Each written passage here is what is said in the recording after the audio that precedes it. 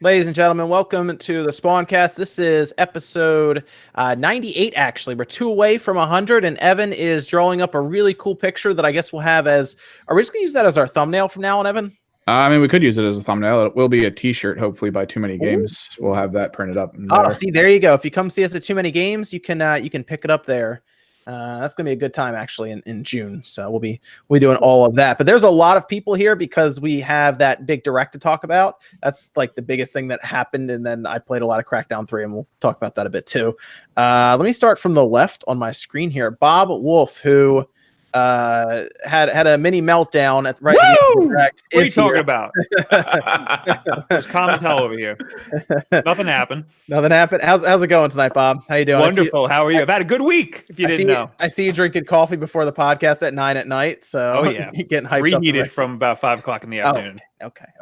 Where's that coffee from? This is Starbucks. I don't know why I go there. I hate it, but I gravitate towards there all the time. I like Starbucks because I went there and the guy there recognized me, so I was like, I'll keep coming back here. Nice. I know that guy. I'm just gonna keep spitting in his coffee. He can't do that. He doesn't have that power, but nice guy. Yes. Evan is also here tonight as usual, managing the Discord questions. Then he also took part in a video earlier today when we looked at Demon X Machina and talked about our thoughts on the beginning, the 4 levels. So how's it going, Evan? How's it going tonight? All right. Very good. Nate is with us tonight. How's it going, Nate? All right. Enjoying a nice coffee milk. Okay. Nice. Coffee milk, sure. OJ as well from Player Essence with us. What's going on, man? Doing good. Good to be here once again. Great direct, so it's gonna be fun to talk about a bunch of stuff. None of the yellow glasses are gone, man. Yeah. I actually have I left my other pair at my sister's house when I was there. Just became an uncle, so I was there. Left my glasses there, but I have a backup pair. But I don't like them. I really don't like I don't like them. I just don't like them. So not stylish.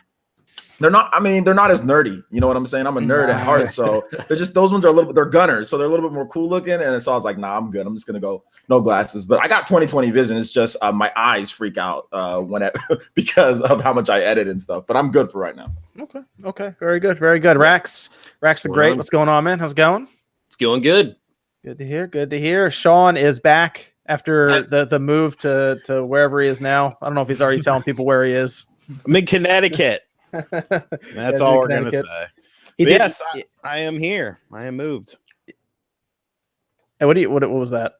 Oh, I was saying I'm here. I moved. I saw you holding up like. Oh, someone asked me to show a random game from my shelf, so I just grabbed The Amazing Spider-Man because it's right next to me. Are your shelves in better shape now that you've moved? Yeah. I got a very big shelf. I'm doing my buddy Russ, who's a very good filmer, is going to come by next week, and we're going to film a game room tour because I actually have a game room again. But I got like one of those big shelves that I used to have, and so that's housing a lot of stuff. I still have the scuff shelves, but I mean, they're working for now. I'm going to upgrade them eventually once I run out of room, which is actually going to be kind of soon. But I have like a whole nother wall over here where I can put more bookshelves and more arcade one-up cabinets because that's what I'll do. Funny story. Fucking the cable guy comes to my house, and he's probably like a early 40s, maybe mid 40s year old black dude. And he looks at me and he's like, "You look familiar." I was like, "I do." He was like, do you make YouTube videos? And I was like, "Yeah, I do." And he's like, "Oh man, I've fucking seen you before. I love video games, blah, blah, blah." And so I was like, "Oh, like what's like your favorite game?" He was like, "Street Fighter 2. I was like, "Really?" I was like, "Come into my game room." And so we went to the game room, and like he saw the arcade one-up cabinet. He was like, "Oh, can we play it?" And I was like, "Yeah, sure." So we ended up like playing Street Fighter and like hanging out. He was a real funny guy, but yeah, I'm here. It's great to have a game room again, and it's cool. You said you said he was the cable guy? Yeah.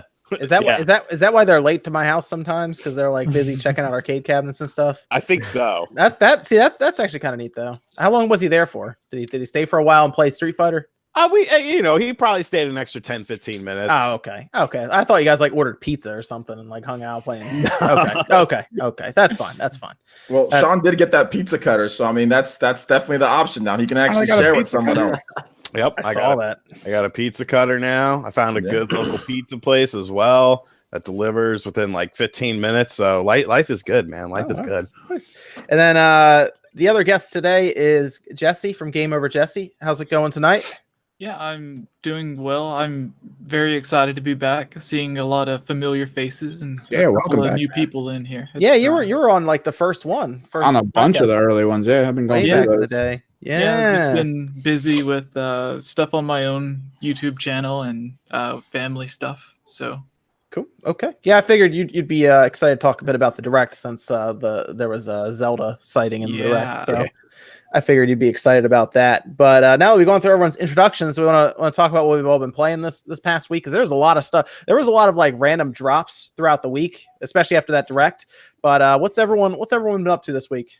Tetris Battle Royale. Yeah, Tetris 99 is an interesting situation. I don't know how they made it work, but it works. Dude, It works I well. got hooked. I don't know what it was. Like, I just ended up like playing one match. I was like, oh man, this is gonna be goofy. And then I just 2 hours went by, and I'm just like, man, why do I like this so much?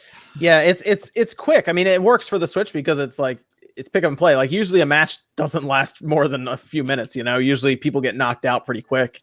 Yeah, and it's like over. But I like it. The soundtrack is good too. They kind of remix the Tetris soundtrack a bit. And it's really, really cool. It works well. I mean, it works obviously because it helps to get people signed up for the subscription, since if you have a subscription, you can just go download it. But it's Tetris, it works too. Who thought Battle Royale Tetris though? I never have saw a that coming. theory about the Tetris game, because Nintendo, shortly before they unveiled this new, I don't know, everyone's calling it like Fortnite crossed with Tetris or whatever. Just, you mentioned it earlier, Tetris Battle Royale. But a week or two ago, they announced the Dr. Mario World, the mobile game for cell phones that they're working on. And I have a feeling that this game is kind of testing the waters, or like an experiment to see how long players will download the game and actually keep playing it, whether it's going to be like weeks or months. That way they can use that information to kind of fuel what they're going to be doing with Dr. Mario World, since I don't know what the world part in it would mean, if you can just play with random people online, or if it'll be sort of the same type of matches where you can play against one other person, or you can choose to play against 10 to 100 other people, similar to the Battle Royale style of the new Tetris game. I feel like it has to be a bit more than just Dr. Mario if they're going to put it on cell phones. They probably want it to be a bit more, and like a Battle Royale Dr. Mario would be interesting too, but being able to play against other people on the phone would be cool. And then we got people actually data mined it too and found that there are a bunch of modes that are still coming to Tetris, like they're updating it with more stuff. So apparently it's going to be like almost like this. It's like a big team battle almost, where there's two teams and they all go against each other in Tetris. I don't know how that's going to work. That's one of the things. And in-game achievements were also found in the data mine. So there's going to be a mode where you can just play against 99 bots or 98 bots. I like that. Yeah, so they have a lot of stuff coming to that. But it's a good way to add to that online subscription. Because I think people probably would have bought that game for like $15 on its own, like just the game. I would have. Yeah. No problem. So I get why they're doing it. I actually want to see them do some more creative stuff like that too, with kind of the money from the subscription fees that they're getting. Just see them try new things. So I like that. I mean, it was free. Did everybody pretty much try it? I don't know if anyone else didn't. Yeah, I mean, Played it for a little bit. Everyone probably played it. What about what else did everyone play? Anything else? Anything else was good? Yeah. Came in Ex Machina. I was playing that like crazy. Yeah, we played that too. Evan, you played it a bit. I played it. Like I said, we made a video talking about it. Sean, you played it as well, right? I did. What'd you think about it? I mean, I like the core concept. I think that it could be a very good game, but I was honestly a little bit disappointed with it. I felt like the frame rate seemed a bit inconsistent. For sure. It felt a little slow and sluggish at times. I mean, granted, it is a demo. We saw, you could see demos as a way to improve. Jesus Lord, Bobby Heald is killing it. You can see demos as a way to, get feedback. They said that they want feedback on the game. It's obviously not coming out, super soon or anything, but it definitely needs work. I think it can be a very fun game. I think they just need to speed it up a little bit, tighten the controls a little bit, make the frame rate smoother, but the core of it seems fun. I think it's going to probably come out in August is what I'm thinking. So it's probably like 6 months away. But we were talking about it as well, Evan, with some of the customization and stuff, possibly to fix up the mech to make them faster. But I noticed some of the frame rate issues when that big boss shows up in like the second level. That's when it was like really started to get kind of choppy. Yeah, and if the frame rate started having problem with just people on the screen at slow movement speed, you increase your speed, that's going to cause so many more problems. Yeah, it's supposed to be apparently up to 4 people playing at the same time. Oh God, that's not going to go well. That's gonna be it'd be interesting to see how it goes online, because you were kind of comparing it almost to a Monster Hunter with mechs, Evan. If they have 4 people in co-op against like bosses, big huge bosses, and you collect gear and stuff, because the looting aspect is probably the most interesting part to me, where you get legendary weapons maybe and stuff, and you can build your mech up to be really powerful towards the end, because then you also level up your main character as well with like their skills. So there looks like it could actually be kind of a deep story, deep game, not really deep story. Yeah, deep creation. But, I don't know how deep story's gonna be. Yeah, because we didn't even really see too many of the item attachments when we played, and people were talking in our comments about finding a jet upgrade that made them quick drop to the ground, which was a whole like game changer for them. So that's a whole thing we didn't even see that much of. Yeah, I mean, I think that's the main thing that a lot of people didn't do, is that if you replay the missions, it's RNG with the loot that you get. Yeah, I played those missions so many times. Yeah, so I mean, you can customize your equipment and get loot that's going to make you faster, move quicker, have different type of weapons. So a lot of people, I think they just picked it up, played it one, and said, oh, well, it's slow, and they didn't actually play it more times and get the other stuff that makes you quicker, lets you do certain aerial movements and movement that you wouldn't have done normally your first time playing through. My boy GK, who does podcasts with me, like, he's been posting clips, and if you've seen the Japanese players, they're posting all sorts of crazy stuff that like people are like, wait a minute, hold up, you can do that in the game. So I mean, I think that the only issue that I had was like you guys were saying, was the frame rate with and I noted that when I made my video too, talking about it, like my preview. Really fun game. It can definitely be really good, and that's why they want feedback. But just shoring up the frame rate is one of the things that I'd like to see. There was that readability, I think, was the other big issue. Some of it was kind of problematic, seeing what was happening. Made it a problem. The one problem that I think they should fix is when you go out of bounds, it would push you back inbounds, and if like the last boss had a shield that keep knocking you out of bounds, and you come into inbounds, get hit by the shield, get knocked right back out, and I had one of my allies die outside of the out of bounds, and I couldn't go get him. So that was like, have a timer that counts down from 10 or something, but you could run around outside if you need to. Would be probably better, but it's version 0.1, right, Nate? You told me that, and I went back and looked. Yeah, it's version 0.1. So I mean, this is probably the same build from last E3. So the frame rate and stuff, that's not really a concern of mine at this point. I just want to know how the game plays, and it feels like an Armored Core, which it should. Yeah. So I mean, I'm not too concerned about the game performance at this point, because it's too early. They'll balance it. They'll take the survey information. They'll tweak what they can. But I mean, we saw what the core game is, and what the core game is seems fine. Performance, I'll wait until we actually get to 0.1 version of the game. Right now, I'm not too concerned. Everybody should put that on their survey, though. Frame rate. I do want to. I mean, I'm pretty sure they know too, but I do want to note that the last time that Nintendo did this was with Bravely Default, and not Bravely Default. They did it with Bravely Default, but Octopath Traveler as well, and they made a much better game because of that, in that time frame. They made a much better game. They made a lot of improvements. So when you guys get those surveys, or even by using the hashtag or the whatever, their Twitter, they're very receptive and open, and they want to hear the feedback. So definitely let them know, but actually play the game and get the upgrades and do that first, because there's stuff that some people don't know that you can do in the game. So make sure you play it through first before you go out there and say something, because it might have already been in there and you just didn't notice it. Yep. Gyro controls. That's another one. Oh yeah, Gyro controls a good one. So we play. Did anyone play Yoshi?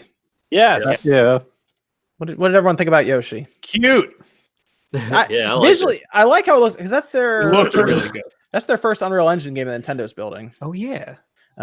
So I think it looks pretty good. Yeah, on Unreal Engine, they did a good job with it. It's not difficult. No. It's a very easy game. Like Kirby. What's like interesting Kirby. is I remember the 3DS game was not easy.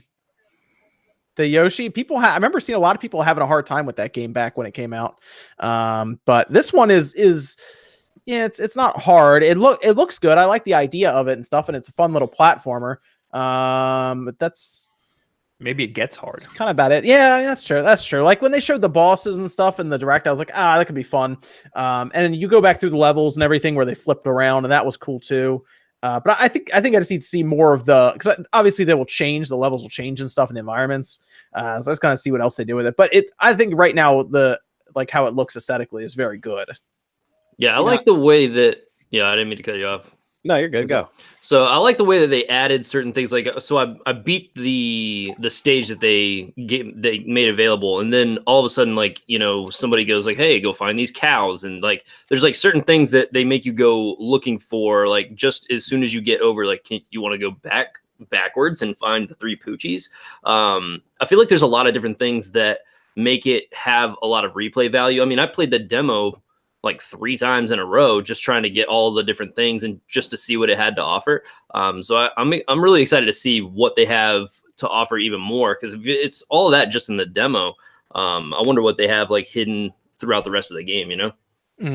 Yeah, they'll probably do it where you have all different things you go back through, so it'll give you a reason to play back through the levels, which is cool. And then they showed different things you appear to get for Yoshi, probably outfits and stuff. Like they showed like the Labo piano that he was holding up when he was running around, so that's fun. I mean, it makes sense for Labo to be in there because it's like cardboard looking anyway. So that was cool. That was cool. You said you liked it, Bob? Yes. Well, okay, like you said, it's very easy. Yeah. It's reminding me a lot of Kirby, and I don't know if it's gonna be worth picking up for me because it's gonna be slow getting through. But I enjoyed my 2 seconds with it. It sounds like a good game if you have like a kid or something and you want to play with them. I think it'll be more challenging than Kirby. It could be later on in the game. I think it will be. I don't know why. Just kind of the feeling I get from it. I think it feels really good though. Like I had probably, if I had to compare the Kirby demo to that demo, I had more fun with Yoshi than I did with Kirby. I think it looks a lot better. It doesn't seem like just I wouldn't say, well, maybe Kirby wasn't a cash grab, but it wasn't exactly the most, innovative game in the franchise or whatever. It was obviously something just to keep the Switch's momentum going along for the early part of last year. But I'm actually kind of interested in it. I'm probably going to pick it up day one. Yeah. The only problem is that it's PAX weekend when it comes out. Oh, is it? Yeah, that's why I'm probably gonna miss it. Otherwise, I would pick it up just to play it, for that weekend. But yeah, just take your Switch with you, man. It's cool. Yeah, there's other games to play. When Mario Tennis came out, that's what we did. We went too many games. I remember that. That's right, Evan. Yeah, that was actually live stream that. Me and Wood. Oh yeah, that's right. All right. Did anyone else play Crackdown 3 or was it just me? I played a little bit of today. As soon as I saw you, Sean, someone brought it in. Oh, really? Yeah. Oh, someone traded it in already? Well, the funny story is like he had it pre-ordered on his console digitally. So his girlfriend was trying to be nice and get him like a late Valentine's Day present, and loaded it onto his. She bought him. She bought him yeah, that's what I said to him too. I was like, yeah, what? Yeah, did you jump her? But yeah, he said that she installed it onto his console, and he looked at her and was just like, I already bought that. Why'd you waste that money? So he like double bought it essentially. So it was kind of funny. So, but he got $39 back for it. So in cash. I'm sorry, that's a year of Game Pass right now. Yeah. What? Okay. You guys actually gave him pretty good then. $39 in cash is actually good for Crackdown 3. That's probably gonna sit on your wall for a while. Well, it's sitting on my desk right now. There you go. So yeah, I've been playing. How much of it you've played, Rex? I literally got home at about 5 o'clock. So I've played from about 5 o'clock until just a few minutes before we started. I'll be totally honest with you. Like, I know that, everybody has like some opinions about it. If it were a $40 game, if it was $40 and there wasn't other things to choose from, I would say it's good. You know what I mean? Like it's very plain. Don't get me wrong. But it's not like I'm not having fun with it. You know what I mean? Like there are certain things that kind of make me laugh. There are certain things that I do enjoy about it. Like the gameplay seems smooth. It's not very innovative, but just basing it off of like a fun factor, I am having fun with it. Do I think that it's, revolutionary? No. Is it worth $60? Hell no. But yeah, I mean, it's cool. I like Terry Crews. Did you? Yeah, he's in, by the way, he's only in 2 cutscenes in the game. Like the first one and then the last one. I'm just putting that out there. No, I'm just putting that out there. Yeah, it's it's not a good game, unfortunately. It's the problem I have with Crackdown 3 is it's Crackdown 1. Did you play any of Crackdown 1, Rex? I played both. Dude, I absolutely loved Crackdown 1 and 2. Like but dude, I love trash video games. Dude. Well, no, Crackdown 1 was good in 2007. Yeah.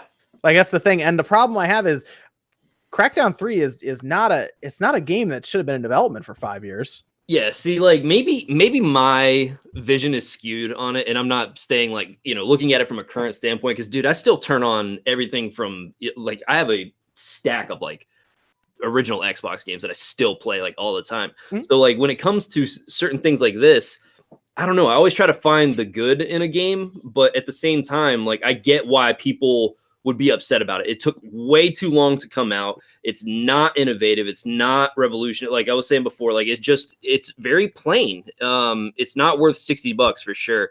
If it's on Game Pass, definitely give it a shot. But yeah, I also really like the aesthetic though. Like I love when games have like really bright neon lights and big explosions. I really liked when I was like driving a car though. If I hit a car head on, you just immediately explode and then your character is on fire. There was just like small details that I thought were like cool, but at the same time, I totally get why people aren't happy about it. So you played for like almost 4 hours? Probably probably about 4 hours in. Yeah. Okay, so you're probably a little more than halfway through the game then.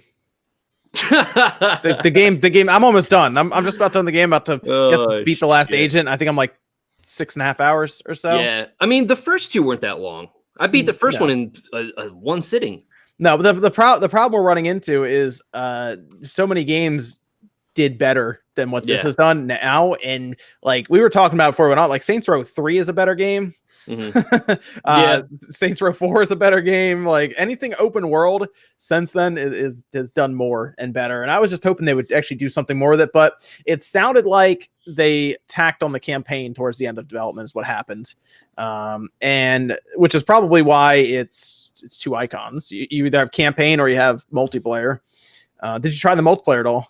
I didn't get a chance to try the multiplayer at all. I wanted to see, what the single player had to offer. But I totally agree with you. Like it definitely does not, it does not feel like a game of this generation, and it definitely is not worth $60. Yeah, I would just get it on Game Pass to try it and move on, because it is something you get. But when you jump into the multiplayer, the weird thing about the multiplayer is, did you play the beta that they did? No. Okay, Evan, you played the beta, right? Yep. Did anyone else try the beta? No. Okay. So the beta is basically all the multiplayer you're seeing. This is an Xbox One game. I just want to put this out there. This is an Xbox One game that you cannot party up with your friends in the lobby. Was this a Switch game? Yeah, right. That's what I was gonna say. That's what I said. I was like, "This is a Switch game." You can't party up. And the weirdest thing is, I said, okay, Evan, we were doing the multiplayer in the beta, right? Yep. I said, okay, you know what? They're probably going to add some stuff. You'll probably level up. You'll probably unlock stuff. You'll do all this cool stuff. None of that exists in the multiplayer. There's no reason to play, like, to earn anything. Nothing happens. Yep. What do you mean nothing happens? All the weapons are based, and you just pick generic big large huge person and then just play. So like how we have like in Splatoon you're like leveling up and everything, or in like Call of Duty you're leveling up, you're getting new weapons, you're unlocking stuff. None of that happens. Like there's no carrot on the stick for people to keep playing and trying to level up or prestige or do anything. It feels like a tech demo for their cloud technology. There's 3 maps and that's kind of it. Wow. It's on Game Pass though. It is. You're right. I didn't buy it. I got it on Game Pass. It showed up, and I said I'm gonna download this, and that was not for free, but No, it's not for free. But like, I think Knights of the Old Republic is on there, and to me, I'm like, all right, I'll do that. That's fine. Oh yeah, look, Crackdown's here. It makes me curious to know why it got pushed back so much. Like, what the hell were they trying to fix? If you consider some of the videos and the tech demo stuff they put out at E3, they had these really high expectations for what they could achieve in mass. But what we're getting now is not that. And I think it's really comes along the lines of they thought they could figure out how to get that whole cloud system to work for destruction. But the reality is, no matter how good your server structure is to tell people systems and games how the physics is working, you're still limited by your actual like ISP. So you have that problem initially where they're like, yeah, it works perfectly fine on our next generation super powerful fiber optic network, and then they realize everyone has cable or nothing, and they're like, crap, they had to scale it the whole way back. It's yeah, I don't. That's the only reason I could think that they push it back, because it's basically like they took Crackdown 1, which I actually ended up liking Crackdown 1, because the reason everyone bought Crackdown 1 when it came out was because it got you in the beta for Halo 3. And that's the reason I bought it. But then I ended up playing and I was like, okay, no, this is actually a fun game. And it was good back then. But this is just the same game I played back in 2007, just in 4K with HDR. And that's kind of it. They didn't really do it. Like, unfortunately, the Crackdown franchise is probably going to go away for a while now. And it feels like it's because they didn't put any effort into it. That's why. I also feel like there's less like jumps and stuff that you can do with your car. Like, I feel like there was a lot more of that in the older games. Yeah. You get the spider car, you drive up walls. Come on. Fuck that. Yeah. So unfortunately, Crackdown 3, I wouldn't buy it. I would just get it on Game Pass. And also I wouldn't buy it because the game is probably going to be like $20 in like a month, to be honest. If you go on Twitch, there were like 3 streams on Twitch for it. It just doesn't seem like anyone really cares. But the good news is, I think that's the last game that Xbox had a development forever now. So now it's like on to the new studios that they have. No more second-party studios or hiring other studios to build their stuff. We think Ninja Theory's up next is the idea. So yeah, I'm really excited to see what they have to offer. We think they're up next. I think the future's bright for Microsoft, but they had to fall in this cavern that's Crackdown 3. But they're on the way up now, so we'll see. We'll see what happens after that. Anything else? I did play some more Kingdom Hearts 3. I still don't know what's going on, but the Toy Story World was really cool. So that's about it for me. I played Origami on Switch. I'm still playing it. It's pretty fun. I like it. If you like Tenchu, it's like a Tenchu. They should port Tenchu Z. Sorry. Ew. You didn't like Tenchu Z? Was fun. You didn't like Tenchu Z? That was a fun game. That sucked. I mean, it's pretty old now, so I haven't played it in a long time, but I remember having fun with it way back in the day. Yeah, it was all right.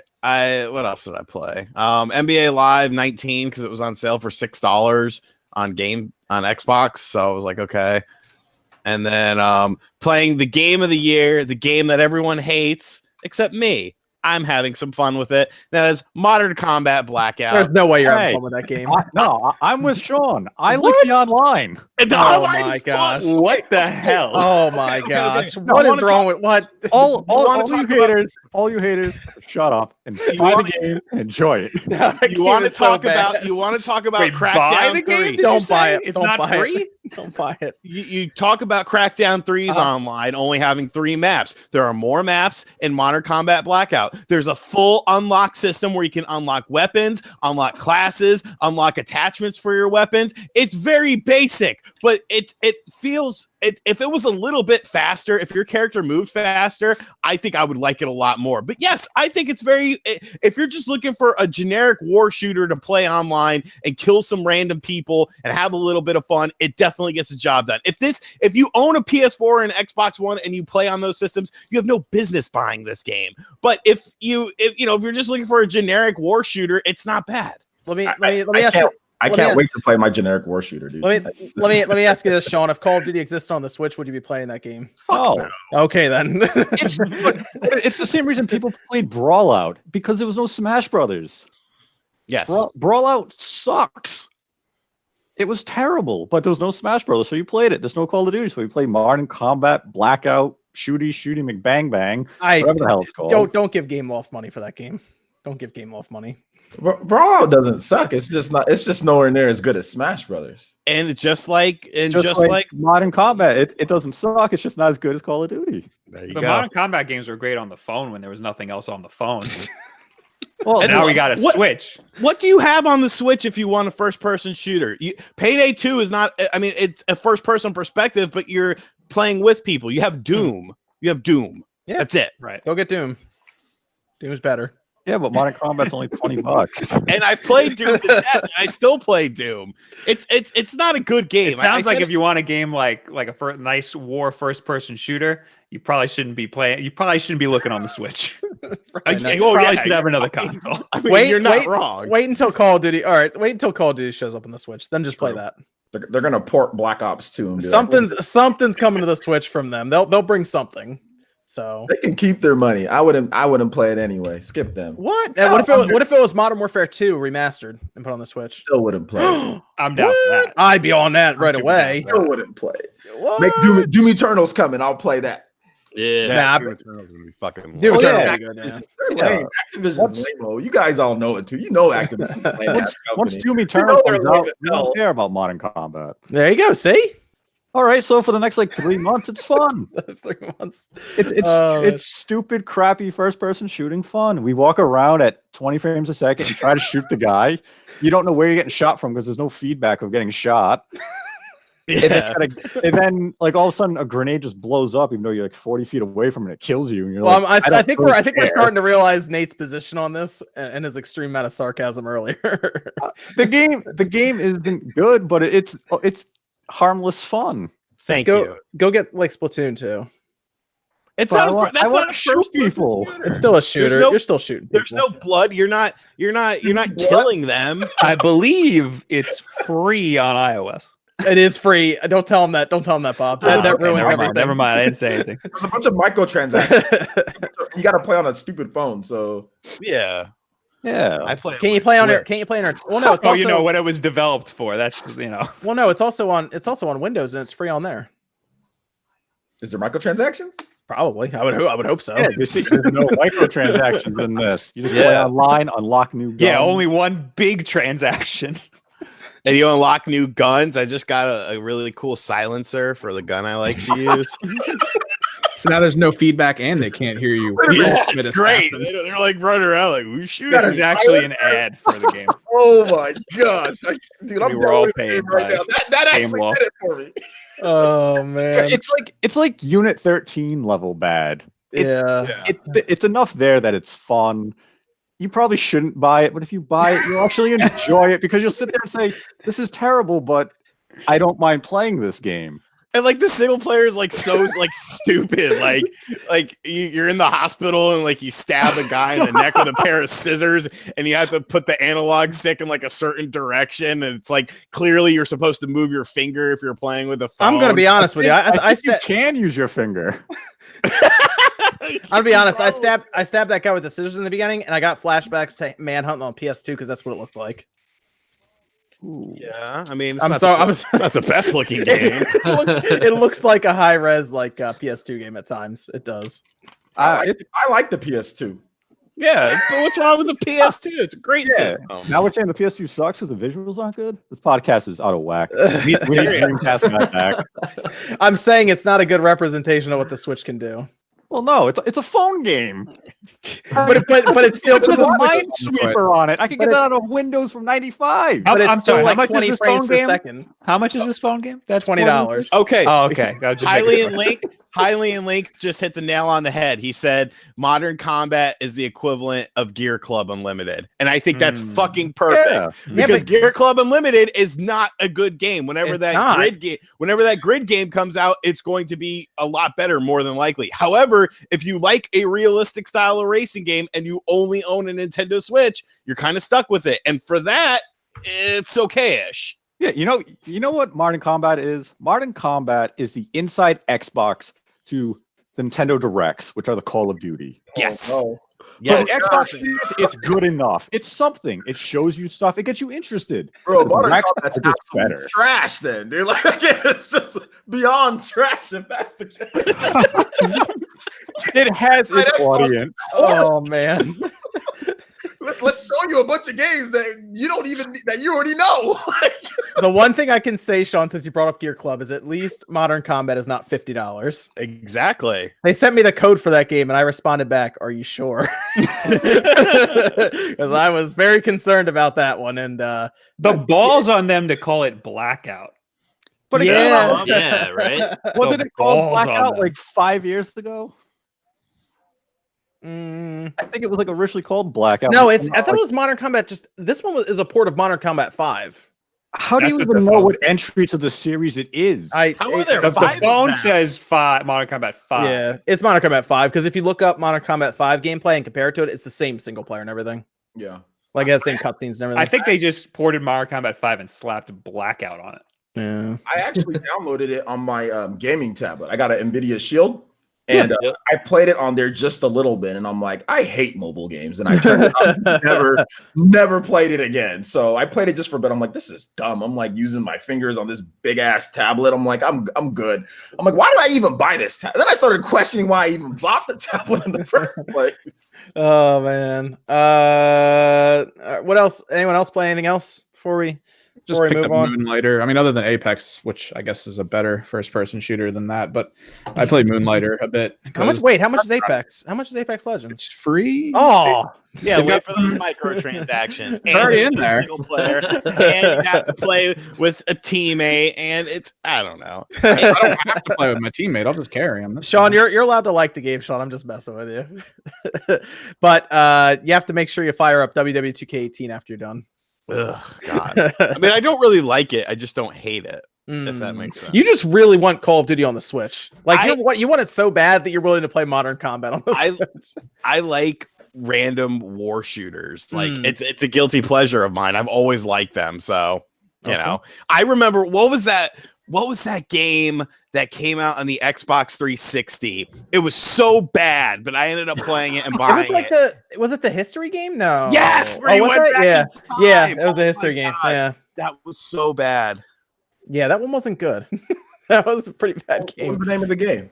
It was just Oh, like the shit. History, The History Channel or Channel. something, right? Yeah. No, you said the one that you go back in time, right? Yes. I think I know which one you're talking about. Oh man. Wait, why'd you pick up Moonlighter, Evan? What made you do that?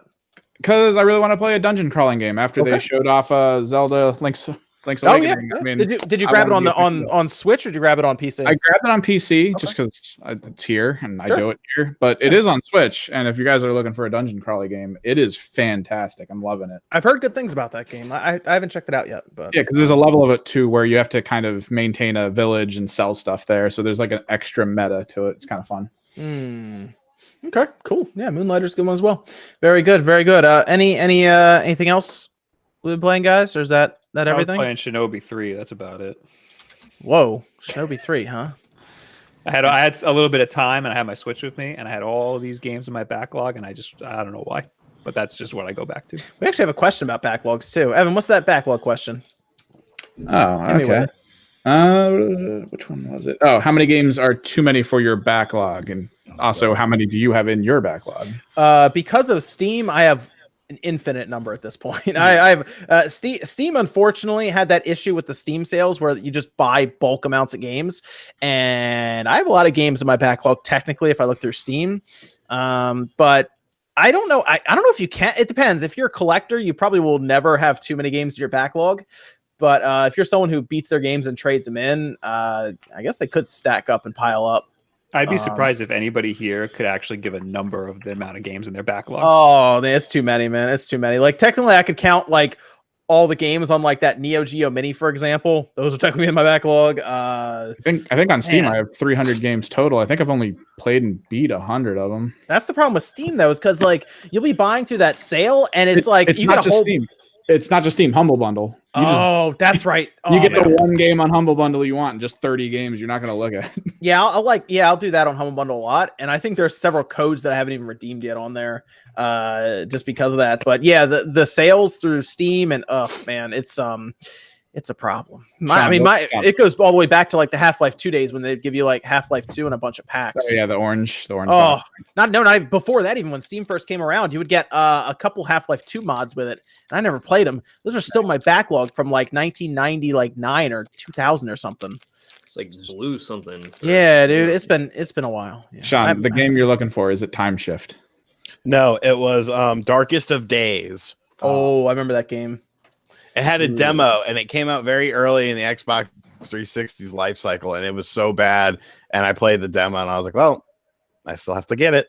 Yes, people in the chat, I am old. I remember when Steam and We are Half-Life came old. around. Yes, I was here Oh for that. god, I've seen this game. I was here for that. I remember when video cards weren't a thing. There you go. Voodoo, man. Everyone wanted the voodoo. Before then. Man, we're old now. Before that. When we really get old, what's gonna happen? Like, if we're old. Yeah, man, that's gonna be. I'm gonna be that 60-year-old, 70-year-old going to E3. I finally made it. E3 probably won't be around anymore. We'll just all the events will be digital, and we just watch them. You just jack into E3 through like a brainwave. Or like, oh yeah, you like plug in. Yeah, virtual reality. It's like Blade Runner or something. Man. Oh, speaking of Blade Runner, I played The Observer some too. The Observer. I didn't hear about that. What is that, Sean?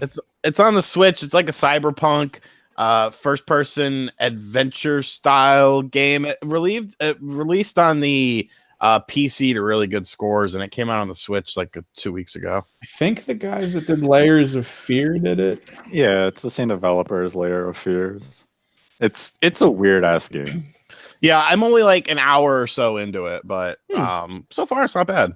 Let me go through some of these super chats before we get into some of the topics and everything. Oh, Jesse, were you playing anything, man?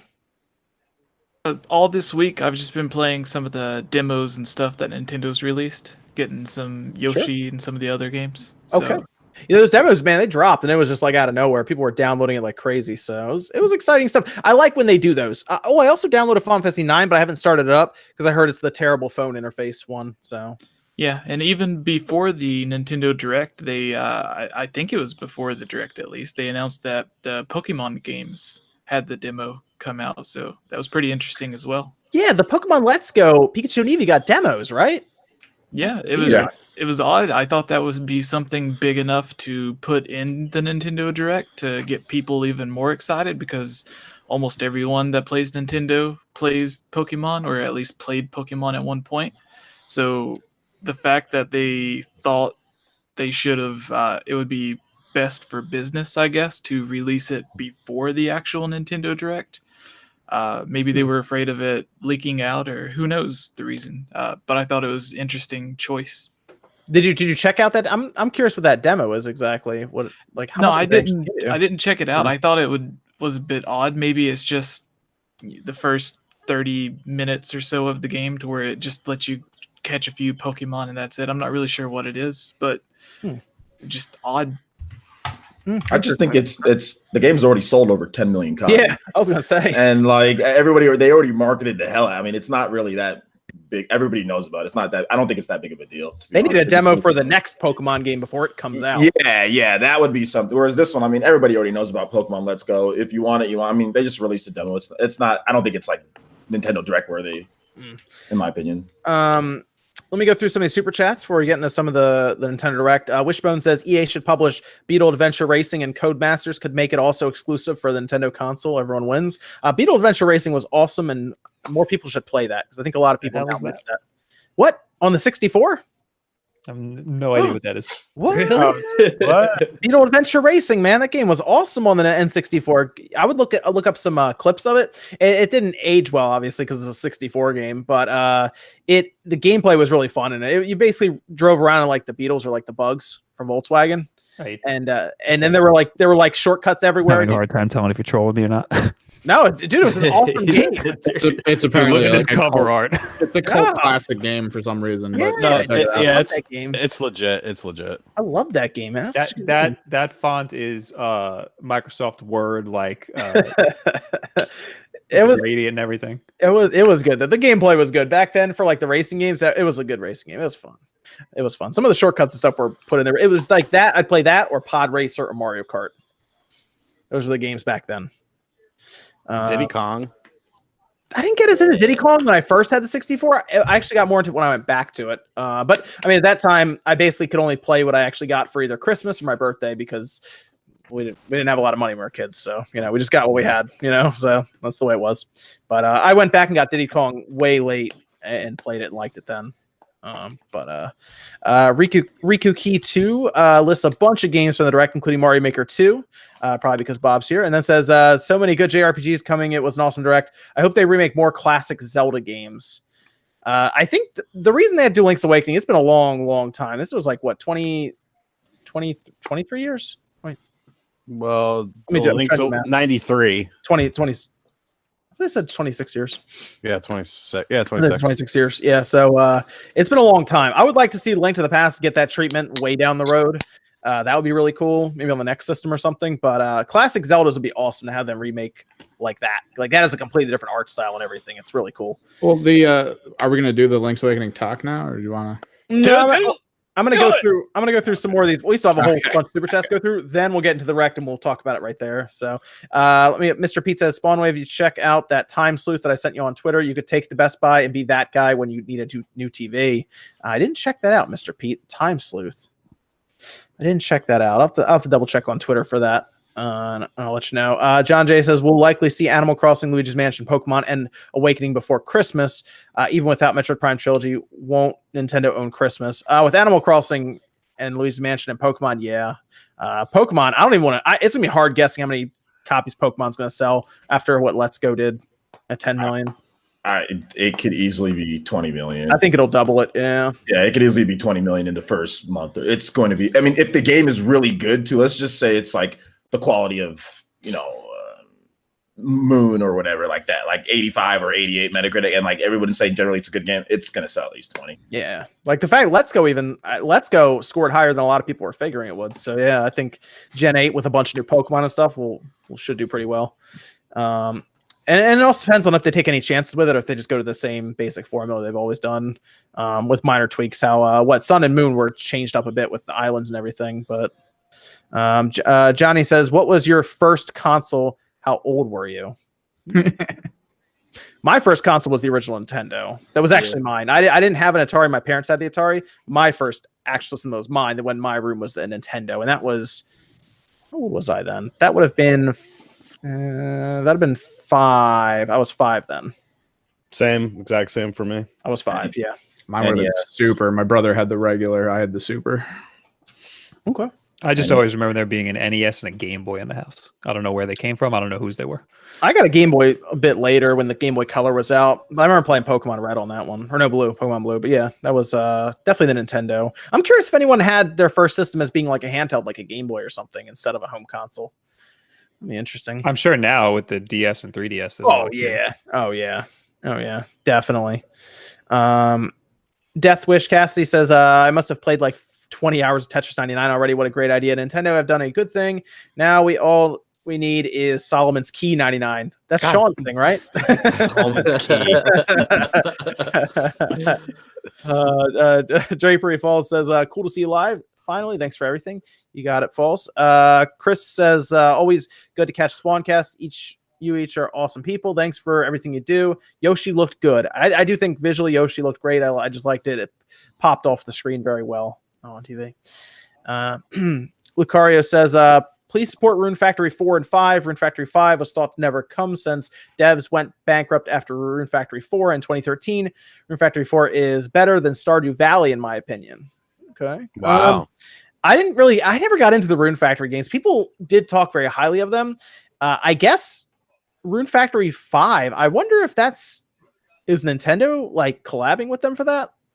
Yeah, they'd have to be. Like, are they publishing it, or I would think that they're definitely helping out with distribution with the game, more so than anything. I don't know if it's going to be complete published, maybe, but definitely helping out like with the SNK Heroines type of deal. Okay, very cool. Rick says, how funny would it have been if it came with the Halo Infinite beta, the Crackdown 3? You know what? If they delayed it for that, it probably would have done better. Although it's on Game Pass, so.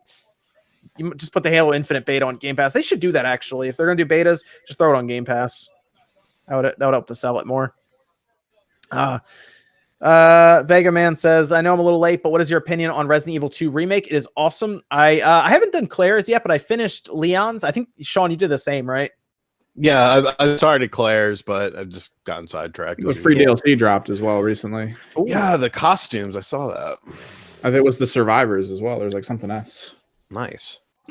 Yeah, it's awesome though. It is a great game. Again, I gotta go through Claire's, and then the other. Then you flip them around for like what the B story, A and B story. But yeah, awesome. Leon's story was great. I liked it a lot. It was fun. Good stuff there. Animal Crossing #1 fan said the direct sucked, probably because they're Animal Crossing #1 fan. In your case, I understand. Yes. And then Joe with $5. No message. Thank you, Joe. Okay, so the direct. Let's go through the direct because they started with a game that I wasn't sure if Bob would be excited for it or not. Only 50 minutes into the podcast, now we're talking about the most important news of the week. I don't know. Would you have been excited about it, Bob? I don't know. Actually, I saw your Twitter reaction. That was pretty funny. I'm just trying to keep my cool. You were trying to get the little helmet on, like you're and while they were announcing it, you didn't even bother with that. It was off right there, man. You're just like ready for it. So I was not prepared for right out the gate. You weren't ready because they showed it right away. They weren't messing around. And at first, I was like, this could be just Super Mario World. Maybe we're getting some Super Nintendo games. I don't want to get too excited. But then it was very clearly, obviously, Mario Maker. Yeah, it turned around pretty quick. I mean, when I saw the shadow on the background when they had Mario run out right there, I was like, okay, that's Mario Maker. I didn't get to look too closely at the details. I was very overwhelmed. It made your the hat you were trying to do like obsolete like right away. Like you didn't need it anymore. But what do you think about this? Because they put slopes in, right? This is everything that I've ever wanted. The #1 thing that people wanted in a new Mario Maker game were slopes for some reason. I know that they're like important, but I didn't know they were that important. And that's the first thing they showed were the slopes, and they showed them for a really long time. And there were a lot of slopes, so I'm sure a lot of people are very happy. Okay, so outside of the slopes, what else other than I guess it'd be the 3D World stuff? Was there anything else that caught your eye, Bob? I didn't even know about our resident Super Mario Maker expert right now. I didn't even know about the 3D World game type until like way later. It just went right over my head. I just thought that they had assets from 3D World in the new Super Mario World play type. So why do they have a Mario 3D World play type? Like, are the physics going to be different? Because in the previous Mario Maker game, the physics were the same across all play types. Maybe there's different jumping abilities, like you can do that backward somersault or something like that. But I think it's just different assets. So I was not a Super Mario maker. I was the one of the Super Mario players. Yeah, I would just play people's stuff. Nothing wrong with that. Well, I want to ask you because I'm sure you were building a lot of stuff, or were you just? I built a little bit, okay. Not too much. How did it look with the menus and stuff? It looks like there's a lot more stuff going on. What definitely did it look like? It was usable when you're watching it. Like, absolutely.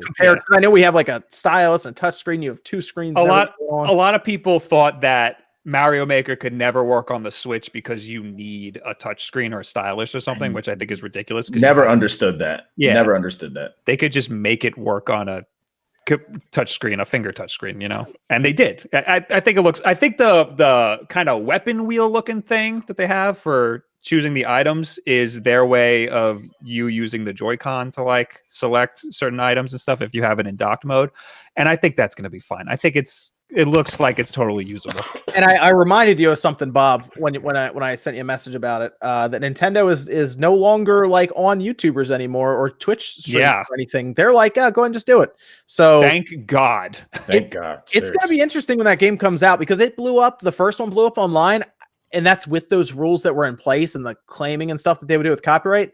And now it's not there. I feel like it'll be even more like I am even more. So excited. Yeah, because it's also going to be streaming so much. Probably at that time 3 times the install size or close. Yeah, exactly. Now so many people have Switches. This is going to be much, much bigger than the original Mario Maker. I mean, like Nintendo used to claim your video before it was even done processing if it was Mario. Like it would be like in the editor, your video, you don't even have to upload it. It already be claimed. I got claimed by a Super Mario Odyssey song. It says claimed Super Mario Odyssey something or other for my Mario Maker streams back in 2015.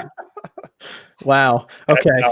Hacked out their system. Oh, I will say this: if anyone does a Daemon X Machina video, they are claiming like a cutscene for some reason. No, Marvelous is claiming the first trailer. That's what I've noticed with it. They're claiming Marvelous is claiming the first trailer. They're not claiming anything after that, from what I understand. Well, no, from the no, gameplay. he's correct. From the gameplay. but what it's doing is it's recognizing something in the gameplay from the first trailer, because I noticed whenever I was doing a video talking about that game, I used something. You know what I hate in the dunk contest? You have 1 million fucking tries now. You get 3 tries and then you're done. That's what they need to do with this. It takes too long. It takes away the luster of the dunk. But yeah, the luster of the dunk. I love it. It does. I love now it. He does it. Now he does it after the 5th try. But yeah, it was for some reason that gets claimed because of that trailer by Marvelous. Yeah, Nate, you were telling me too. It's a cutscene in the game. I think it's the 2nd level. The cutscene where the 2 other mechs show up and fight the big one. For some reason, that would get claimed by Marvelous. Okay, hold up. I know why mine didn't get claimed. You said if you use that, so did you guys' video get claimed? The video got claimed there. So yeah, I guess because I cut mine up enough to where it didn't get, because I had that same part with where they defeat the big old mechs, the immortals. Yeah. I guess I cut mine up a little bit more, but yeah, that's Marvelous. What the hell are they doing? Like, yeah, it was weird. I don't know. They didn't tell me at least where it was, so I just cut that out in the editor and re-uploaded it. I was like, that's weird. I wonder why they did that. They really Marvelous. They're the type of games that they make, like, they're shooting themselves in the foot. You know what I'm saying? Like, you need people, like, especially with David X Market, you need people talking about this. You know what I'm saying? It's like when Wonderful 101 was getting claimed, it's like, okay, you don't want people talking about this and like making content. Okay. You know, that's not going to help them. So I don't know what Marvelous needs to, I don't know what the hell they're doing. It's not even like Nintendo's publishing the game. What are they doing?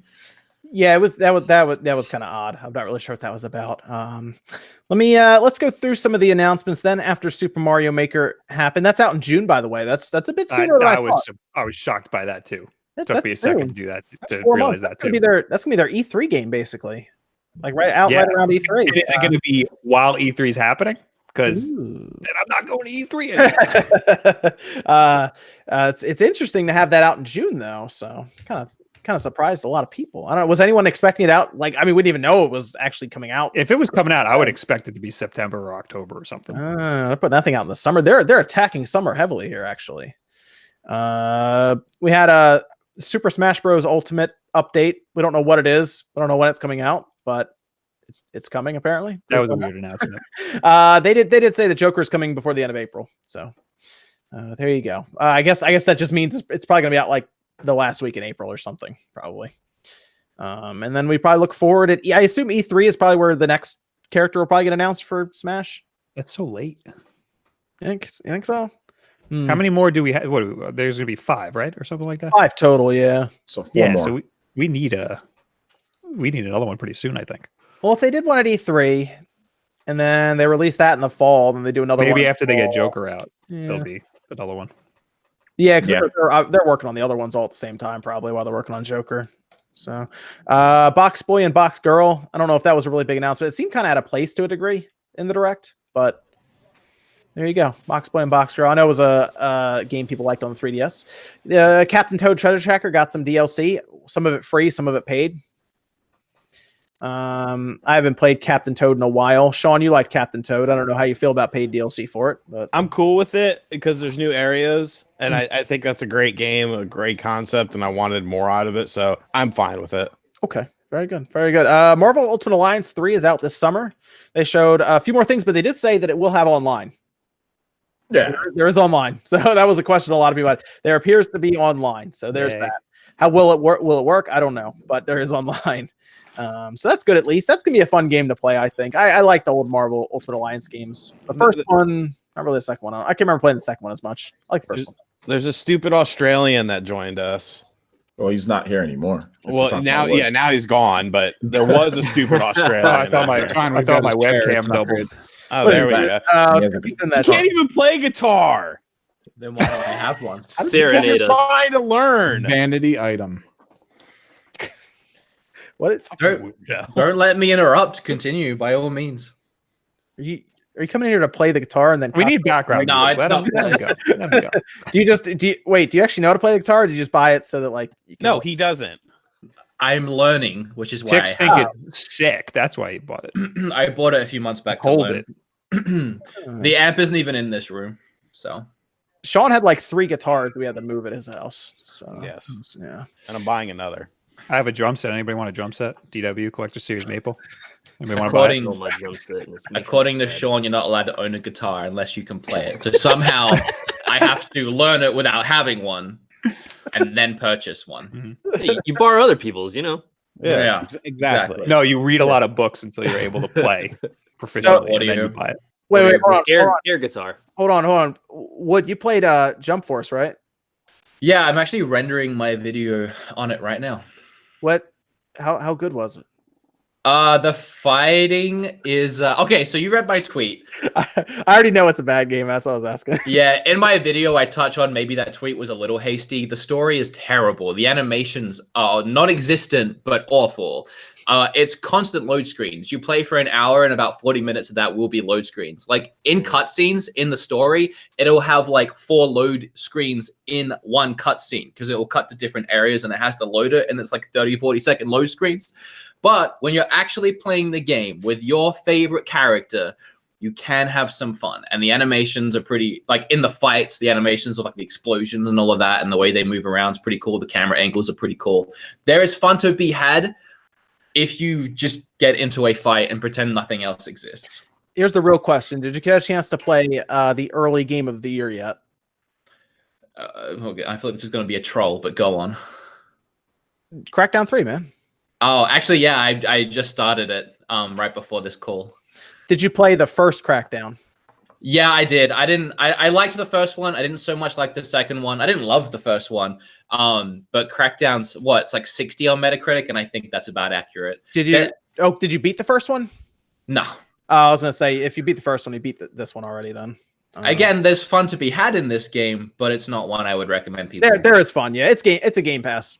Yeah, if you have Game Pass, go play with some friends. Yeah. It's like 6-7 hours. You can probably beat it in a day. Oh, really? I don't know what that short. Wow. I just heard the disappointment in your voice all of a sudden. Yeah. It's, well, not really, because now I get to finish it sooner and move on with my life, I suppose. It beats you down though. It's tiring towards the end, but yes, you'll see.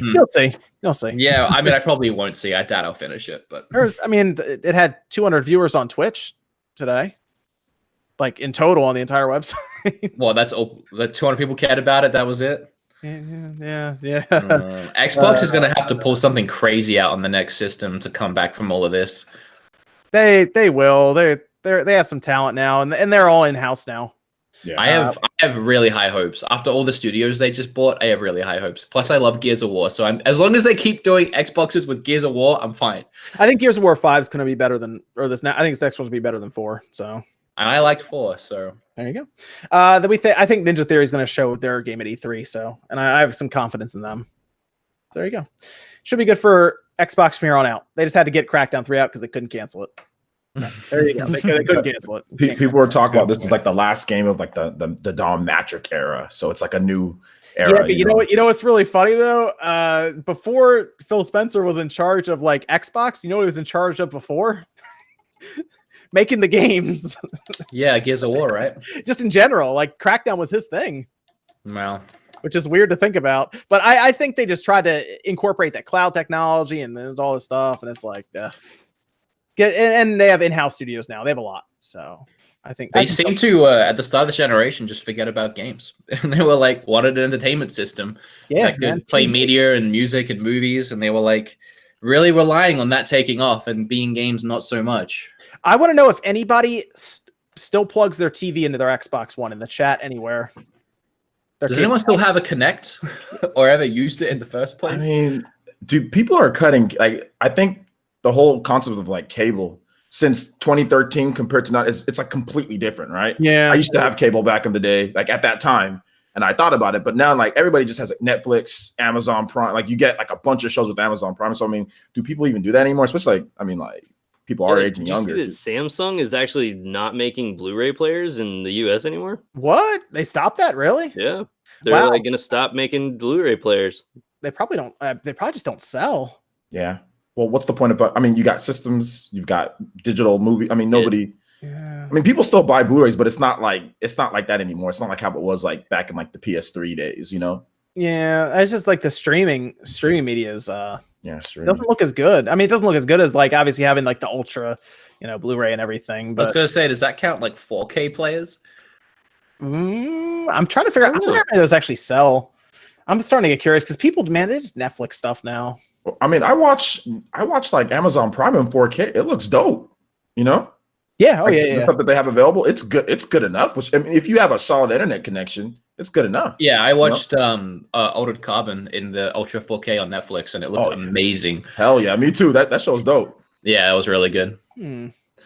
What else do we have on here? We already talked about Tetris 99. Assassin's Creed 3 was shown for the Switch. Can I interject and say I'm addicted to Tetris 99? I don't want to bring you all back around to it, but I love it. You like Tetris 99 is good. Yeah, it's nice because like the matches take like 5 or 6 minutes. Unless you get targeted right away, in which case it's like 30 seconds. But yeah, I know. I hate when you get right to the end and then everyone just randomly targets you and it's like game over. I noticed that if you choose attacker and they attack you, but then you can basically counter with lines and it sends everything back. It like sends like twice the number back to them. Interesting. So you like hot potato back and forth. I started to notice that because at one match I didn't even play. I just watched everyone else, and I started to notice that they would throw the blocks back to them, which was cool. But what I really want to see while we're touching on Tetris 99 real quick, I want to see them add a Puya Puya mode to it, dude, so that we can have people. Because the thing I've never liked about Tetris is the blocks don't fall into the empty spaces. The funny thing is like as soon as like I just bought Puyo Puyo Tetris, which I'm seriously late to, and I was like, man, I've been like super addicted to Tetris games, and so I went out and bought that, and then like almost 2 days later, that's when we got Tetris 99, and I was like, all right, cool. Dude, if they like added in some like super bust a move style stuff, I like just a full on. Give me Puzzle Fighter. Fighter 99. Yo, Puzzle Fighter. Oh but if they have like the Mean Bean Machine Puya Puya mode where they're falling and comboing, and dude, that would be mayhem. That'd be awesome. So I would like to see that because apparently they're going to add more stuff to it, and it's the Tetris company, so they could just throw that in there and say, it's so ridiculous that it works though. Like it's like in amidst all this battle royale stuff, it's like someone somewhere said, "What about Tetris?" as a meme, and they went with it, and it works like better than any other battle royale. It is really, it's super creative. Obviously, whoever came up with that, good for them. But like, I wonder what else could we do? Could we do like battle royale solitaire? We could do literally anything if we could do Tetris. Yeah, that's yeah. Good. The Assassin's Creed 3 remaster was shown. I'm not the biggest Assassin's Creed 3 fan. It should have been Black Flag. Why are they doing this? I should have been Black Flag or Rogue. There was something wrong with that trailer too, or it's just the game. It looked super choppy for whatever reason. Maybe it's the trailer. I don't know, but it's now out to May 21st, so we'll know then. I think they did. Black Flag is already on PS4 and Xbox One, from what I understand. Do it again.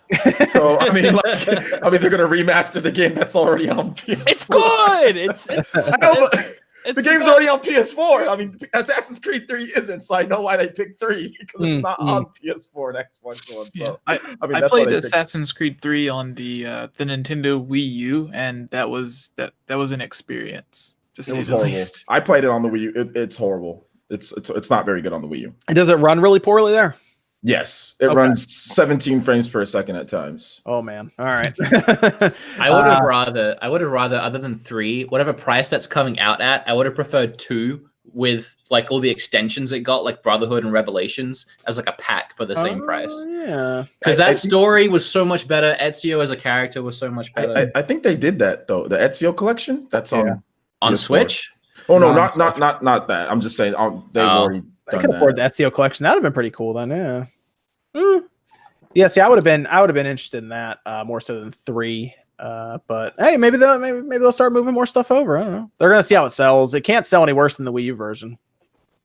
I do want to play Liberation though. I'm because I've never beat that game. I've never beat Liberation. So that does come with it. That's right. Yeah. It also comes with all the DLC, like the Tyranny of King Washington. Oh, okay. So, okay. Yeah. See, I just didn't get into 3. I just wasn't a Assassin's Creed 3. That was like the peak, or like right before the peak of Assassin's Creed fatigue. Yeah, you're right. I mean, Black Flag, I actually like that one a lot. But Black Flag was probably the last great one. Black Flag and Rogue. Black Flag was the last one I played. I didn't play Rogue. Maybe I should go back and check that out. Rogue was really good. Unity was... Unity was the least funny.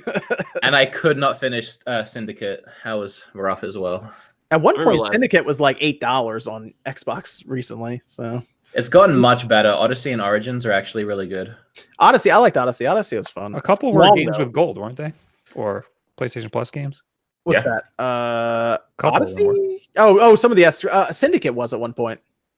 Yeah, I Syndicate. think was. Unity was also. Black Yeah. Flag was that's where I played. Black Flag was the back when I did Xbox Live Gold. Like I had it for a bit, and you could download it. So yeah, a lot of them have been on there. So let me ask you about this next one. Hellblade is coming to the Switch. Was anyone surprised by that? Yes. Yeah. Super I was a surprised. bit surprised. Yeah. I I think wasn't at all.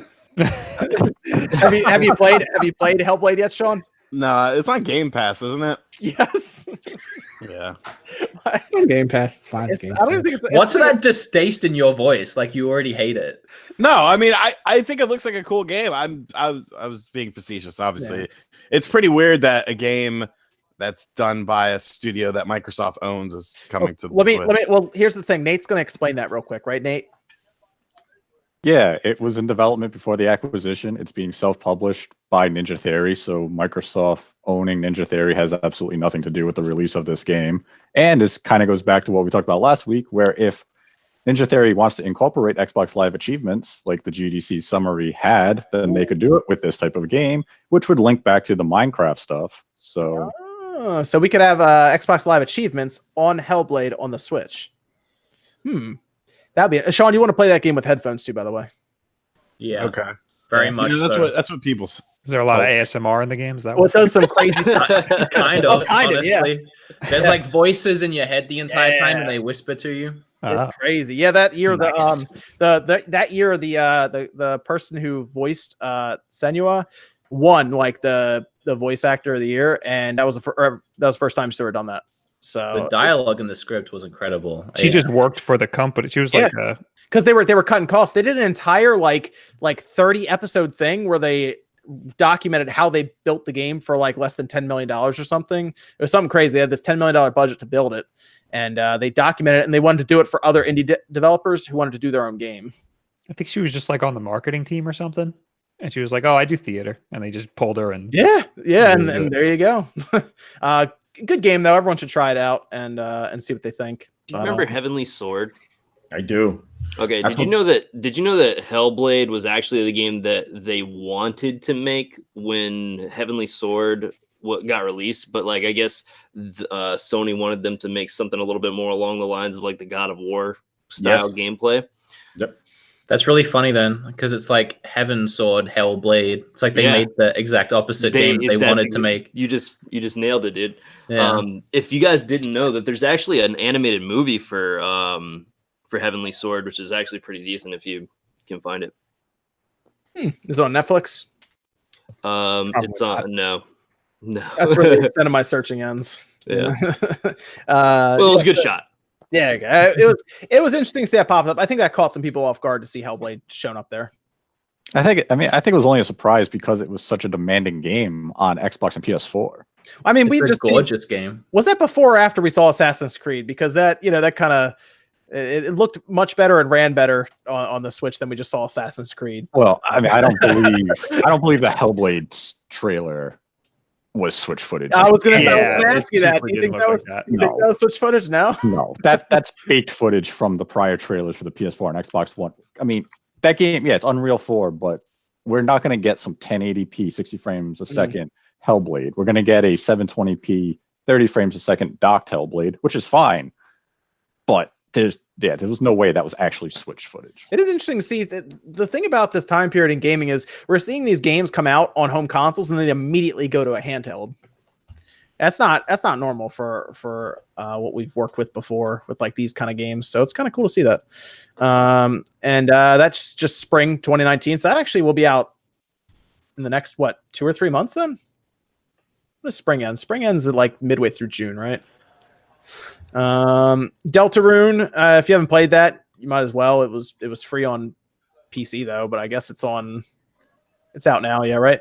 Yeah, it's out on Switch. Was anyone surprised about Final Fantasy 9 and 7 and the release windows, or when they were coming out? 9 first, 7 next? Yeah, I would have thought the releases would have been the opposite of what it was. Yeah, it was 9 was out right away for like $21, and then 7's out towards the end of March. That's March 26th. I don't really know why they did it that way. I assume because 7 has way more hype, like it's going to sell way better, so they want to kind of amp it up, have a release date for it, rather than just drop it. That's true. They might. That's my only assumption. They might even want to take pre-orders on it and everything in the eShop. And I really wish they would have pushed for that with like limited run games to do like a physical one. But Yeah, I was really hoping. I mean, it's not too late. no, yeah, limited run games comes in like pretty like right obviously after it comes out. So I would buy that on cartridge though, just to have it on cartridge. Absolutely. Just to do Yeah, it. if they did a double pack with like 9 and 7. That would be cool. Yeah, I'd be in for that. They'd probably give us 9 on like a code though in the box. Yeah. Oh man. Let's get to 10 and 10 too first and see that because man, that's a whole thing too. Actually, it's not as bad as the what is it? OJ, it's that Naruto. Naruto Ultimate Ninja Storm. It comes with a box with 3 download codes in in like Australia and other places. Oh, that's awesome. Oh man, it's like, bro, like why? The big announcement of the night that was really cool to see. We heard about a 2D Zelda. We'd actually talked about it several times on the podcast, a bunch of times before that. Link's Awakening is getting remade. Wait, we're skipping a major game. Which game? Yeah, we're missing the best game of the freaking Yeah, direct. you're skipping a game. No, Yeah, we were why- talking about Mario Maker. We We're good. skipped No, over we're talking Fire Emblem. No, we were gonna talk about Astral Chain after Link's Awakening. Oh, okay. Yeah. What about Fire Emblem? We're skipping Fire Emblem Hogwarts. No, Yeah, we're it's talking about Fire Emblem. As well. That's fine. I know OJ's going to talk a bit about Fire Emblem as well. And then Fire Emblem Go. guys- I'll contain guys- myself. Don't worry. did you I'll guys contain forget about the? Did you guys forget about the other game too? Bloodstained? No, Oh Rune man, Factory. Dragon Quest. no. See, I got a list here. Builders? I got a list here. Well, I mean, you forgot about Dragon Quest. There's a lot of I don't know. We games, talked a lot man. about Modern Combat. We did talk about I don't really want to talk about Marvel Ultimate. I was talking Alliance. about Ononaki, but that's fine. Oh yes, Oninaki. Oninaki. Oh, Yes, yeah. that game looked dope. It looks dope. Legend of Zelda: Link's Awakening getting remade. I assume everyone's excited about it. What's the word on the art style though, Sean? What's going on there? People aren't happy. I mean, well, it's kind of weird because if you watch my video, I say that I don't feel the art style is disappointing, but I can understand why some people would, especially, because more than likely it's going to be a $60 game. It's a very different art style than we've seen with console Zelda games. But yeah, like that video has a ton of dislikes because it says disappointment in the title because people don't know how to listen and watch a video properly.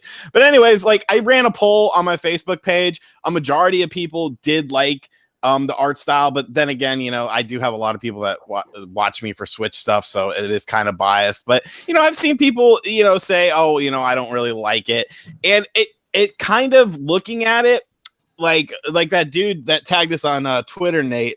Someone asked if we thought it was a 3DS game in development. I don't necessarily think it was, but maybe the concept of it was because it's not really it's not a 3D game. But then again, you would have to remake the whole thing from scratch to make it. I think it looks fine.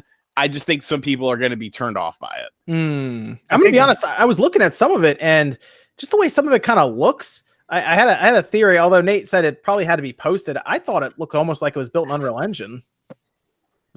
Just some of the effects, like kind of how they have like the blurriness around the camera, like the edges of the camera and everything. When I went back and watched the trailer a couple times, I started to realize I was like, wait, this kind of reminds me of almost like what Octopath was doing at times. Well, I mean that's just the basic effect, but overall when I watched it, I felt like it looked almost like an upgraded RPG Maker style thing, or like a voxel build your own game style thing, which made me think maybe they have been tinkering with an idea of a Zelda Maker and they have no idea how to make it fun, and then they decided to just make this game in that engine. I mean, I'm gonna have to see more like actually playing it on my screen here and everything, but like seeing some of these games through like obviously on YouTube with its compression and everything and how it looks, it's not as sharp, but I thought it was. I'm okay with the art style. It was weird at first because Link's eyes look kind of dead, so I was a little concerned That's about the that. best Link though. But they're kind of going with like it's almost like a claymation kind of look. I think why people were so upset about the art style is because it starts off with this really cool, like animated, like video, and then it goes right into that, like, childish looking art style. I think it looks great, but I think that set people up for disappointment. I'm not sure if people are upset with the art style of the whole. I think it's just Link, because the graphics in the game look dope, but I think it's just the way Link looks. When Link was around, did you notice that like his head kind of like falls back and then it kind of follows him as he goes places. Like it's almost like he's carrying it places. It's Yeah, really that's weird. that's how Wind Waker is. Wind Waker moves like that too. This one just seems so weird. Like it's just kind of bobbles in the backward direction while he runs forward. It's like silly, you know. Yeah, I mean, I think it looks awesome. Yeah, I mean that's really how Wind Waker is. If you pay attention to Wind Waker, that's how his head he kind of moves back and forth. I know it's like instantly noticed that when it's in the trailer. There's too much torque on those legs. I'm telling you. Also, everyone was amazed at the Goombas and the chain shop being in there. Yeah, so I thought that was pretty funny. I was like, did you never play the game? That's actually the first Zelda game that I owned and beat. I never had Zelda on the NES as a kid, and I had a Genesis. Dude, so don't worry, dude. Trying to beat Zelda on the NES was a chore if you didn't subscribe to Nintendo Power and give Nintendo $10 a month. Yeah, my mom would take me to Goodwill, and I'd get the super old issues. I will say, Sean, a lot of people said that they didn't play it, so they're excited now to try it out, which is cool. It's good that we just talked about it. It's 26 years old. If they make an amiibo for this, it has to be a bobblehead. I'd love it. You know what I want That would next? be great. I want Oracle Seasons and Ages to be remade. Dude, I literally was like sitting here waiting to say that, but Plus, they could release 2 games again, kind of like yeah, Pokemon, and like even they had the ability to like interact with each other, wasn't it? Yeah, Trading and like special gifts. Yeah, dude, that was awesome. Oh man, that would make such an awesome thing because like your friend could get just like Pokemon. You know what I mean? Your friend could get one copy. One cart, guys. No, don't give them ideas. One cart, guys. One cart, just one. Oh man, that's the whole interaction of it. It's nostalgic. Well, probably the crazy thing about that is, I mean, Pokemon, it's basically the same game with different Pokemon in them, but this had actual different arcs and stories. So that's why I own both, but no one I knew had it, so I never got to really experience it. And I got that, but I'm a Fire Emblem fan. You guys know Fire Emblem Fates did that, and then there was some they had it all on one cart. Like there was a special edition one cart that you could get that has all 3 games on one cart, the DLC and Fates and Conquest, or Birthright and Conquest. So I mean, they should just do it on one cart, please. If they do that. Oh man, I'm excited for it though. It's gonna be cool. Get physical and everything. It'll be nice to buy a Zelda game on cartridge again after Breath of the Wild. But this is the one I want. I want like a isometric, traditional style Zelda. Evan, can you read these super chats real quick from? He's writing they're writing fan fiction, man. That's what I read it for, man. Can you read the first one before it disappears and then the second one? We were spending time on the couch playing Super Mario Party. He suddenly put his arm around me. He told me I was the one special person in his life. For that one moment, I felt giddy like a schoolgirl. Hang on, I gotta go down to this one. Here, the next one. A school anime girl. He got closer, his beard well trimmed. His glasses began to fog up. He took off my beanie. My heart was racing. My Joy-Con couldn't stop rumbling all night. RGT and Conway, best couple. Hard to do those with a straight face. I can do it. Listen to it. That's interesting because John's married, so that's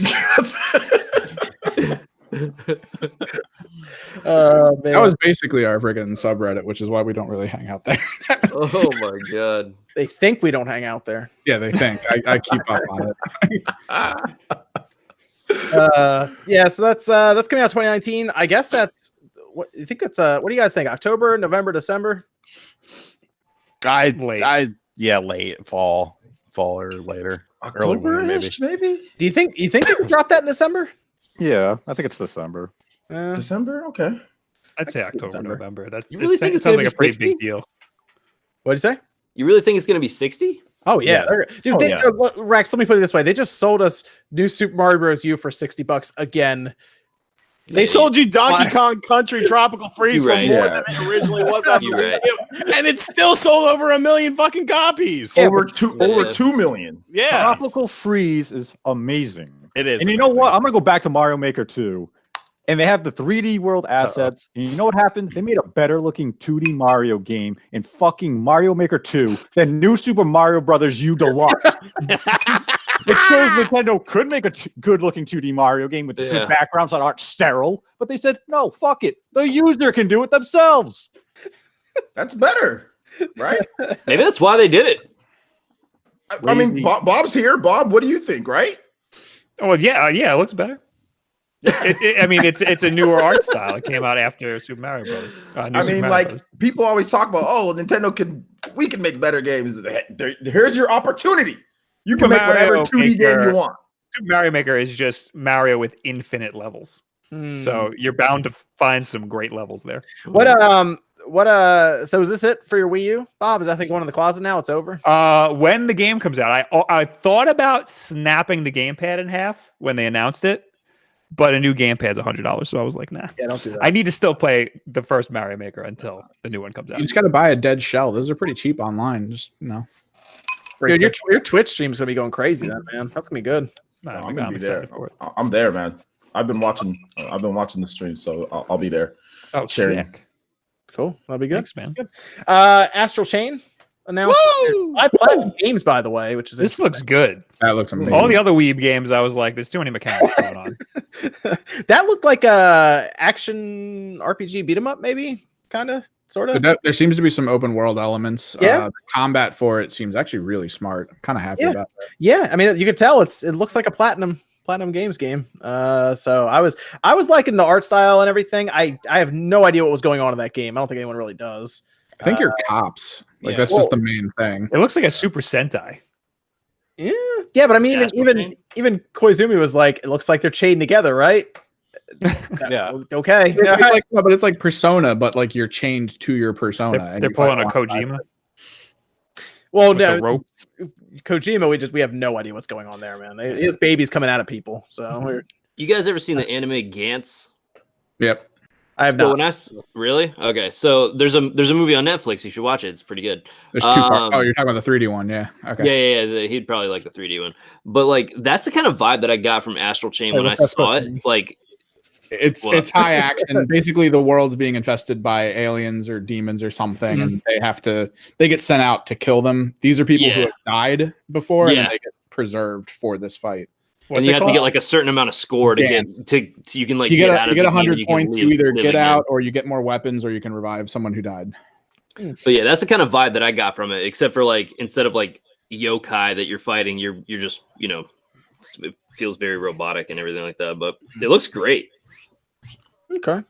Yeah, I thought it looked really cool. I mean, they just need to show more about it before, but that's out August. That surprised me as well. I assume that's something Nintendo's funding alongside Platinum. So it's going to be Nintendo published and everything. So it'll be exclusive for the Switch. Kind of neat. And then we had Fire Emblem. So OJ, you're probably the most excited for Fire Emblem. Yeah. What did you think about that? What you saw? I was very, very impressed with what they showed off with Fire Emblem. Obviously, it's a big upgrade, right? Going from the 3DS. The original Awakening, they didn't have feet. Let me just put that out. Awakening. Nah. Look at the game. If you look very closely, they have it's like peg legs, like a sailor or something like that. I'm not even like. They didn't have feet in Awakening. They fixed it in Fates, but Awakening they didn't have feet. So to go from that all the way to where we're going from, like to 3 houses, it just looks absolutely amazing. They spruced it up. If you look at the original trailer compared to what they showed off there, definitely looking a lot better. I love the collection edition. I already got that cop. As soon as they put that out there, I was like, I'm buying. Oh yeah, because those are hard to find usually when you get later on. Yeah, those are hard to find. Yeah, they're hard to find. So definitely pick that one up. How much is the collector's? It's $99. Okay. And you have to pay it in full too. Oh, I'm sure people are gonna be flipping those on day one. You already get one too, Wood? Yeah. Wow, like immediately. Yeah. So I like people were talking about. I guess there's some confusion. I wanted to make sure I clear it up, especially when we have as many people watching right now. You don't have to pay for the separate paths. People were talking about potentially like, I hope they don't make us pay DLC for the separate paths, and you don't have to pay. You get all 3 paths. Yeah, because Fates has always been about the replayability and choices you make.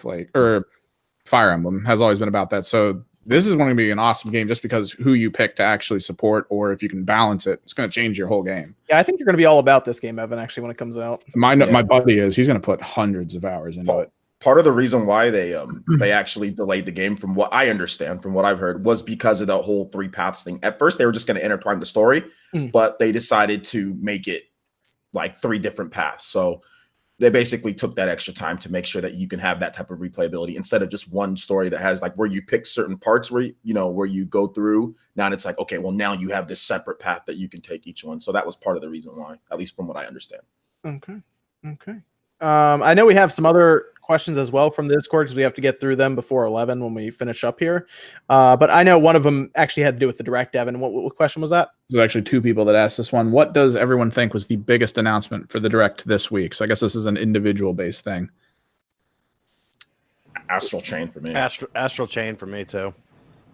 I think the biggest announcement was probably the Zelda game, in all honesty, but the one that I'm most hyped for is probably Astral Chain. Okay. What about Evan? What about you? I would definitely stick with Astral Chain. I'm really interested in that. Okay. What about Nate?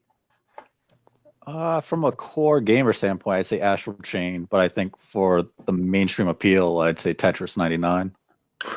Tetris 99 is good to drive those subscriptions, so I get that. What about Wood? I probably already know what you're going to say. I'm actually really, it's really awesome to hear how many of y'all are like most excited for Astral Chain. I'm glad that Sean and I aren't the only ones. I think the biggest announcement from like a consumer standpoint is Zelda or Mario Maker, but yeah, obviously Astral Chain. I'm gonna say Mario Maker just because. Thank God, Jesus Christ! Come over here with all you people. I'm gonna say Mario Maker because it's gonna be a game that's gonna be around for a while and it's gonna like take over like social media and everything more so than Tetris did. Like Tetris, It's a big freaking deal. Astral Chain was good. Well, I don't think Mario Maker. I don't view Mario Maker 2 as a big announcement because it was expected. Astral Chain came out of nowhere. Mario Maker 2 was like, well, it's going to be announced eventually, so it's not a big announcement to me in that regard. Well, it was only leaked like a few days before. But we all knew like they were gonna make another. Yeah, I mean, it was Mario insane. Maker It was insane. 1 didn't get a deluxe, so a sequel was obviously coming. It was. Right. Is it going to be 2019? Is it going to be 2020? It was going to happen. At least Astral it Chain was something no one knew about even existing. at least it wasn't a port. I think a lot of us were even expecting a Mario Maker port instead of a sequel. Yeah, I was. I'm very happy we're getting a lot more than I wasn't expecting a port because why port it when you can just literally probably use like the same engine, right? And then just like call it 2 and then just add stuff to it, right? So it's like to me it seemed like a Super Mario Galaxy 2 type of situation. Like they're just adding on to the first one and say, oh, let's just call it 2. You know? I would have been happy with a port, but I'm very happy that it's not just a port. You just want to put that Wii U away. That's all. Yeah, man. Yeah. I want There's no Mario Maker to point. be relevant, most importantly.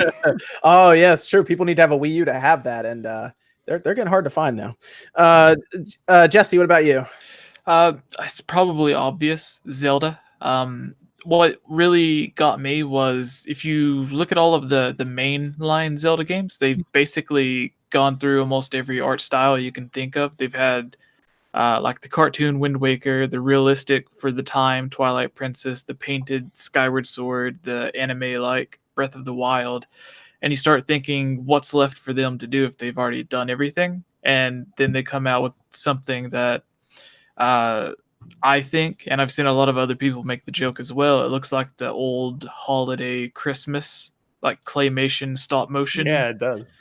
Yeah, so it was interesting. Now that they've done that, I wonder if like we're going to get some cool amiibo based off of it. We were making the joke earlier on my Discord that they're just going to release an amiibo that's like an egg because the whole point of the game's like the egg on top of the volcano hatching. I mean, they'll do it. They won't. They'll do it. Yeah. That'd be. You know what? I actually like to see that version of Link as an amiibo. That'd actually be cool to see, like brought to life as like an amiibo. That'd be neat. But I get that. There are a lot of people who are probably excited for it. Like I said, I think there are a lot of people just didn't play it when it came out, or even since then. So, I mean, I don't even think the game now is that expensive. But I just remember that game for its 2D parts, where you'd actually like flip over everything. That was fun. Yeah. No, I think if people wanted to go back to play 2D Game Boy Zelda games, they'd probably go with the Oracle games since they're a bit more advanced in terms of gameplay mechanics and stuff. Okay, it'll be fun to see when that does release and everything. Let me go through Dragon Quest 11. Has anyone played it? Yeah. Yes, I've played it, and I'm really excited about the new content in Dragon Quest 11. Yeah, I put 50 or 60 hours into the PS4 version, and now I'm like, the Switch version is the better one. Yes. I was really surprised to see they added Japanese voice acting to it, to be honest with you. Yeah, just Japanese voice acting. It has that 8-bit mode or whatever that I was actually pretty excited about. That's pretty. That cool. that looked awesome. Yeah, the 2D mode from the 3DS version. And all the characters have new stories. Yep. Like I'm in game right now on the PS4, and I've just stopped. I'm like, I'm just gonna stop now and wait for the Switch version. New marriage options as well. It's like they had all the stuff. And check this out, fully orchestrated soundtrack too, which is freaking dope. That was the biggest thing because the music in it is not great. No, it's not. The fact that they're adding that is awesome. It's like great. So you can choose between orchestrated and meh. So it's great.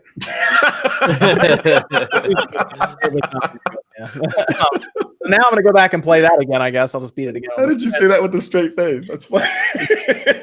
Practice doing all those weird freaking fan fiction. It's also one of the weirdest titles. It's Dragon Quest. What is it? Dragon Quest 11 Definitive Edition S. Dragon Quest 11S Definitive Edition. Elusive Age. That's a game people should pick up, though. I would recommend it if you're into RPGs. Dragon Quest 11 is a good RPG. That could be a December game. They said fall, so that might be a game that they say December for that one. I'm not really sure where they're gonna put it. I mean, they'll probably put it. It's Square. They'll put it as close as they can to the next biggest release to help it fail. So Nintendo's publishing that one here in the West. Maybe they'll actually talk to them about their release date, and they won't release it like the same week as Spider-Man. And they won't send 3 copies to the Walmart near me. What's it called? I don't know. Maybe Square Enix was trying to pull a respawn, like I don't know, or like EA with Titanfall. Let's just put this out to do like the Dragon Quest on the PS4. Let's just put this one out to die. They sent out the best first-person shooter that year to die. That was a shame. Titanfall 2 should have done so much. It's actually done better now because Apex Legends is out, so that was kind of cool to see. I saw it at $5 Below today for $5. It was awesome. What? Really? Yeah. That is worth $5 right there. Oh, wow, it's a good pickup. So that was pretty good. Evan, we have any more Discord questions? With Starlink getting new content with all the Star Fox stuff. Yeah. Don't sleep on that. Don't sleep on that. That's gonna be awesome. I'm sleeping. I'm sleeping. I love that game. That game's awesome, man. It's all right. Game is not awesome. Game's awesome. It's cool that there's more Star Fox stuff. Exactly. That's what makes it good. But I'm like, at this point, just go make a Star Fox game for Nintendo. Yeah. Somebody needs to, because retro. Well, this was definitely their pitch for a Star Fox game. Oh yeah. So Nate, do we think retro is just like, what did they? Star Fox GP was never real. What happened here? What's going on? Star Fox GP was never a thing. I believe it was a hoax. We were talking about that last time, right? We were like, what if they just put that out there as a? I don't think it was Nintendo. No. I think how did Eurogamer must have got turned around real bad then. I think what the problem was, you even saw Jason from Kotaku make a comment on it. It was people who have been known to have information began to circulate this rumor. Mm-hmm. And they got it from people they relied on, or they had reliable sources who gave them the information. It circulated, but the problem was what the origin of the information came from a hoax. It's just like, oh, I trust you with information. You give me a story, I run a story. All of a sudden, everyone went back to that well for information. But the problem is that well was making up the water, and it spread too far. Then all of a sudden, it was like, oh shit, this joke got carried away. I'm so surprised. What are they working on then? Sorry to cut you off, John. What does Retro do then? What have they been doing? They either Star Fox was real and they have just some reason are still sitting on it until like E3, or everything they've pitched for the last 5 years has gone into development and gotten canceled. But that means that they're a terrible studio then. Something's wrong with them. They're just a really bad studio if that's the case. I mean, if Retro does not have a game at E3, then it's clear that they have not been working on anything of their own for the last 5 years. They've been doing asset work, or they've been assisting development of other Nintendo games. But at this point, I don't think Star Fox GP ever existed. Interesting. Huh. I think it's likely they got pretty far in development for something and it got canned, or that happened more than once. Man, Nintendo will do that. With all the stories about Retro, they have to be one of the most protected studios in gaming.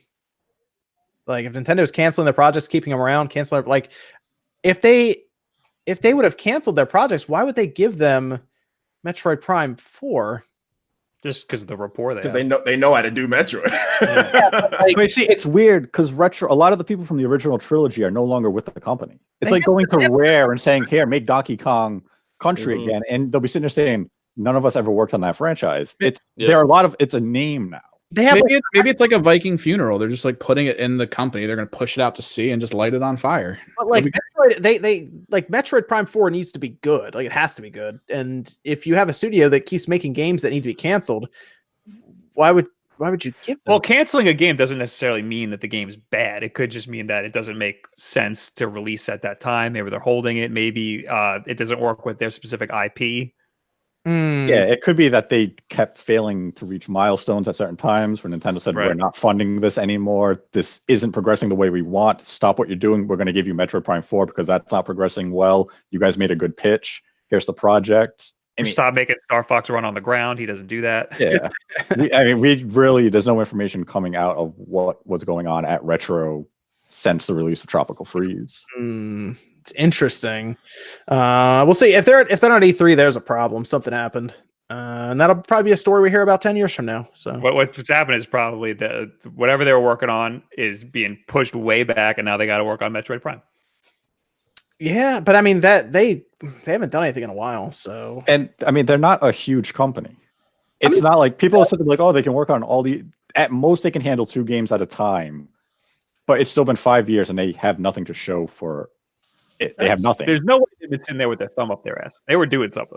That's big enough. I mean, I know you say they're not but they got over 100 people there, right? Oh, they have over 100 people. Yeah, like that's definitely big enough to create a good, solid. I mean, I guess AAA or whatever you want to call it. I guess maybe not an Assassin's Creed, but maybe like a good, solid game. I mean, Xenoblade Chronicles 2 was made with like 40 people. So. I mean, you see how people like view Retro. Like they view them as like Nintendo's Naughty Dog.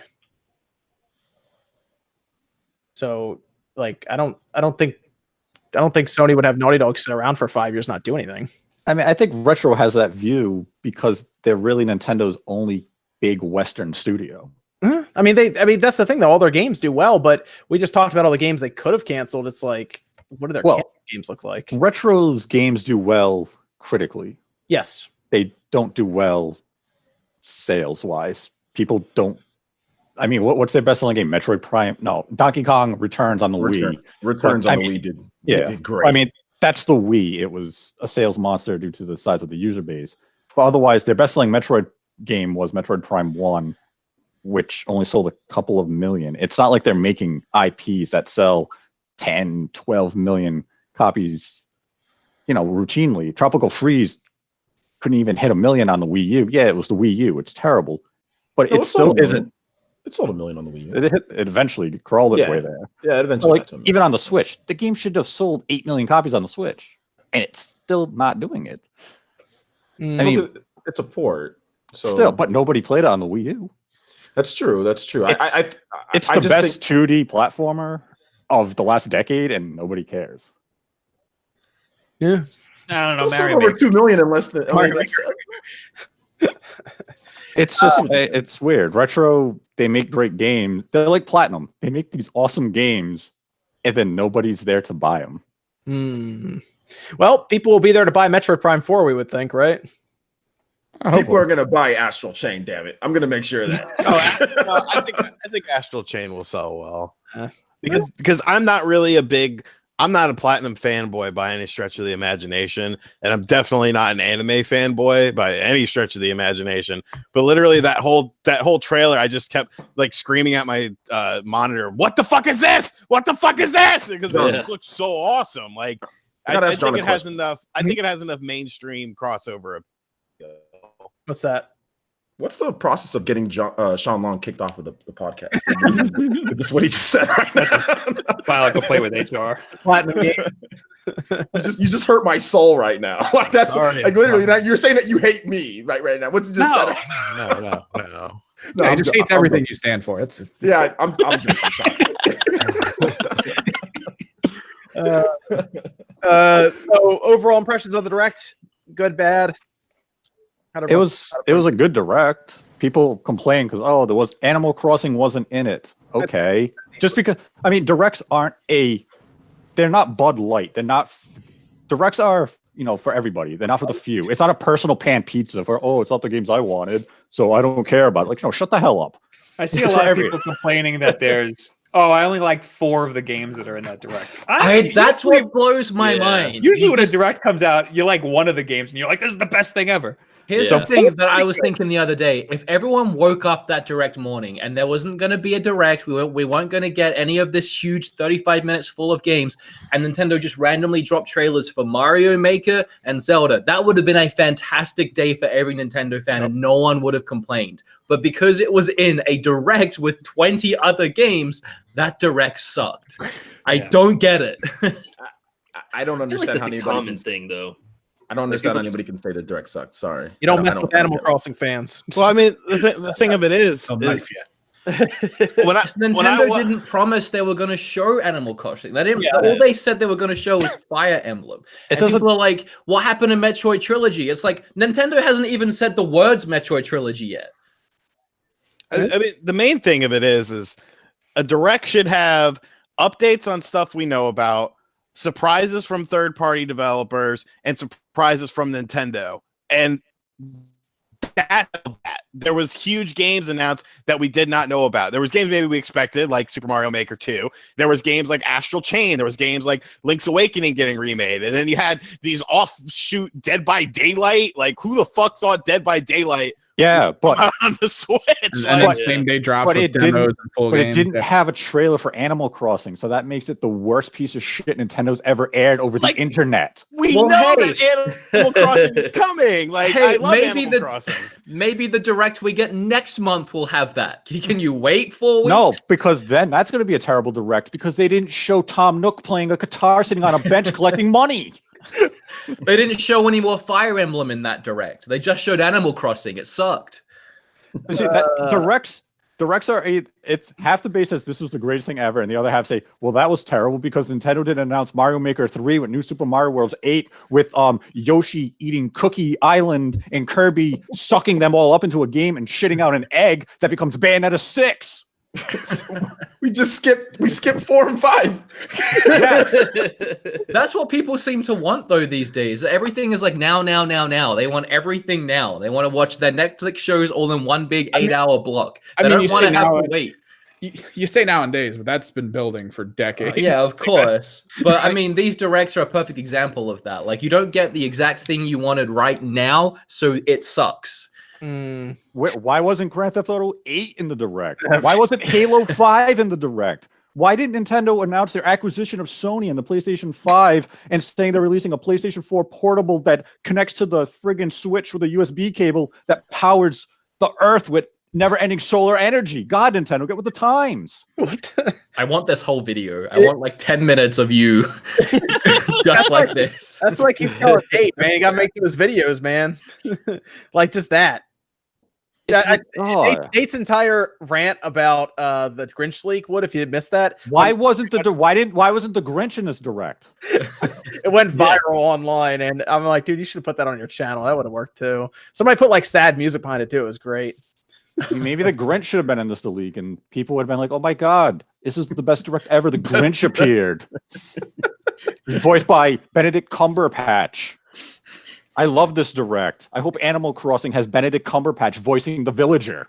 And if it doesn't, it's a bad game. And I hate this direct. I mean, look, the directed E3 is gonna have Animal Crossing, Luigi's Mansion, probably 1 or 2 unannounced games, and everyone will be happy then too, right? Maybe. What if it doesn't? Oh, what if Nintendo's E3 doesn't have that? But it's the worst E3 ever. Sony won't even be there, and they'll have a better E3 than Nintendo. You really think Sony's not going to do anything around E3? I feel like they're going to do something just to mess with people. Some on Twitter. We still have to go through. Evan, how many Discord questions we have left? 6 or 7, something like that. Oh gosh! All right, let's start going through them so I can get some people out of here on time. We can do some of the basic individual ones. OJ, is there still an active Pokken player base? Do you know anyone to follow for tutorials for Pokken? In terms of content creation, there are some people that are still doing it. I played Pokken about a couple weeks ago online, and I was just destroying people. So yeah, if you got the game, you'll still be able to find matches online. But in terms of like content creators, people making content like Smash Brothers or like Dragon Ball Fighters, no, it's actually completely dead in terms of that. But playing the game itself, yeah, there's plenty of people still playing it. You'll find matches online. Let me go through some of the super chats, Evan, then we'll jump over to Discord. Clash with Sprees says, my games were Sierra Nevada Games Full Throttle. Okay. Sierra Nevada is the publishing company. Big is true. Oh. Small. and they say another good game was Myst and Mega Race. Myst. This was good. Rick's Oakland says, what would you like to see the next gen systems to look like? Even less footprint, more futuristic. Oh, like smaller boxes, but like maybe look like sleeker. I mean, honestly, I don't really care too much what the system looks like. I care more about it not taking up as much space. Yeah, my system fits behind my monitor. I don't even see it. The Xbox One X is awesome because it's small and it's plain, to be honest. I don't know. It's not like flashy. Like when we saw that Mad Box one shown and it had like lights shining in everywhere, and that was a bit much. So I prefer it to just look plain, to be honest. I don't know. I look crazy. Oren says we need a Minish Cap remake. I would agree with you on that one. That'd be cool. Anthony asked thoughts on a Super Mario Land HD remake. I guess like done like a 2D. I mean, we're getting close to people doing like a Mario Maker at this point, right, Bob? He's gone. Bob's gone. He's He's already in Mario Maker too. It's done. Oh man, Bob's gone. Clash says my favorite handheld was Game Gear, especially when you can watch TV on it. Great work, guys. Anthem is great. Enjoying it. Take apart a Game Gear next. I actually already did take apart a Game Gear. Actually, that was a video a lot of people liked, actually, because it's basically a Sega Master System in a handheld form. Clashlow says my favorite handheld was Game Gear, especially when you can watch TV on. Oh, they gave me it twice. They did it twice. Oh, all right. Well, there you go. Yes, you had a TV adapter you could plug in and do it. Evan, another Discord question? We'll go with Nate. Show us on the doll where Mario Sunshine touched you. It touched me in my soul, and it darkened it. That's Like what I terrible want back blue to. coin levels, the no flood levels, flooded himself, and why Yoshi dies a terrible death every time he touches water. Yeah, he did. Yeah, Nate doesn't like Mario Sunshine at all. It's not a good game. It's not great. Aiden Quinn says, you know, it's weird not seeing Hollow Knight Silk Song in the direct. Should have taken Tsum Tsum's place. You can't take Tsum Tsum's place. I'm going to tell you why. It's a party game that has online for their party elements, which is something that Mario Party does not have. Ooh. I think it's because of Disney. I think That Disney. game's still not updated, by the way. That's still on version 1, isn't it? They haven't done anything with Mario Party. What's going on around here? I'm fine with that. That game sold well, too. Soon, Sold maybe. really well. How Sold many super boards? well. It's like 4 boards, right? How many boards does that game have? Me, it had 4. Yeah, that's what I thought. Yeah. Yeah, it wasn't great. They're pretty much the same too. The only one that was really any different was the pineapple one, which was kind of cool. I remember when I was talking about that. I was like, oh, they'll update it eventually, right? They're all just grid based, and man, I don't want to talk about that game. I got upset. Yeah. You actually have a very good video on it. There you go. People can watch Thanks. that video. People can watch that video. Was that called Super Mario's Disappointing Party? Yeah, yeah. Still better than That's Sunshine. a good title. Sunshine. K19 says Yoshi's Cookie 99, Dr. Mario 99. They're just naming a bunch of battle royales. Puya Puya 99 is the one I'd like to see, though, because that would get out of hand. Yeah. That actually might start to really test that netcode, though, with some of those combos getting sent everywhere. If we keep getting puzzle games with battle royale elements, I wouldn't be mad. You know what? I have a feeling after that Nintendo Direct, there is a trend that's been set now, and you might see other companies just try to do it. So don't be surprised. Clash then says, what do you think the Yokai Watch 3-1 will be? 3-1. What? What does he mean by what do you think the What Yokai do you Watch think 3 the is? Yokai Watch 3-1 will be? There's Yokai Watch 3 that just released on the 3DS, but then Yokai Watch 4 is coming out this year. It's coming out spring in Japan, so I don't know what he's talking about. I wonder if that'll do we know if that's gonna have an English option? Or- No, 'cause it's level 5 and they're jabronis. I was gonna say that'd be nice. So you could have like it's region free, so you just go get it. Huh. No, they're level 5. They take 10 years to localize everything, and then they just say, "Nintendo, please do it. Can you do it for us?" And then they wait. Like level 5 is horrible. Like, when it comes to localize, they're really bad. Robbie K9 says, "Are you guys gonna talk about Bloodstained?" I'm excited. I backed that game. $60. I thought it looked good. Great. Company of the night, basically. Right? Yeah, I mean, Great. definitely the Castlevania vibes. People keep saying we haven't talked about Rune Factory either. We touched on We it. touched on it. Sonic, yeah. I'm not a big Rune Factory person. That's why I didn't play a lot of Rune Factory. I played one. It was either on the DS or the 3DS. I want to say it was on the DS. It was fun. It was good. I liked it. Bloodstained looks cool and all, but I saw people play the alpha, and I mean, I'm sure it'll be okay, but I'm just waiting for Castlevania to hit the Switch. Oh gosh, here we go. Yeah. I played Bloodstained, and I love it. I absolutely love Bloodstained Ritual of the Night. So I can't wait for the game. You have the backer demo, right? Yeah, I have both of them. Dude, it's so good. Yeah, the one, then they released an updated, better one, and yeah, I played it. It was great. I thought it was great. Matthew Hammond says limited run of Final Fantasy 7 and 8 Nintendo 64 game cartridge case. It'd be kind of cool. Like get it like in like a special edition that comes in that, or if they just give you a Nintendo 64 cartridge that's just that, and it's just a dummy cartridge like Ukulele did. That'd be cool too. This is from. Oh, here you go, Evan. Here's more. You can talk through the fan fiction stuff here. Those were scrolled the whole way up. Doctor, I can grab it for you. Here. Have it in the chat for you. There you go. The second one's gonna be good because that should be one that Sean should read. I want Sean to read the second one. Oh wait, no, hold on. Let me get this one. Let me get this one. Sorry, I copied the wrong one in there. Yeah, because that's the one you already read. Here's the new one. We should up the price for this. Am I reading this? No, the one that Evan's gonna read is there. Let me actually put some dashes in front of it so you can see which one it is, Evan. That doesn't make any sense. There you go. It's a continuation of the prior story. Yeah, but that one of those sentences just ends with you being an object. Well, they only have so many characters they can use in Super Chat. There is a fourth part. The dash, Sean, that starts with no is the one you'll want to read. You probably look at it and see why. Oh, okay. After a moment of intense rumble and smash, I heard a noise inside the closet. He tried to stop me. He tried to convince me it was just his hammer collection falling. I ignored him and opened the door. No, it was someone else.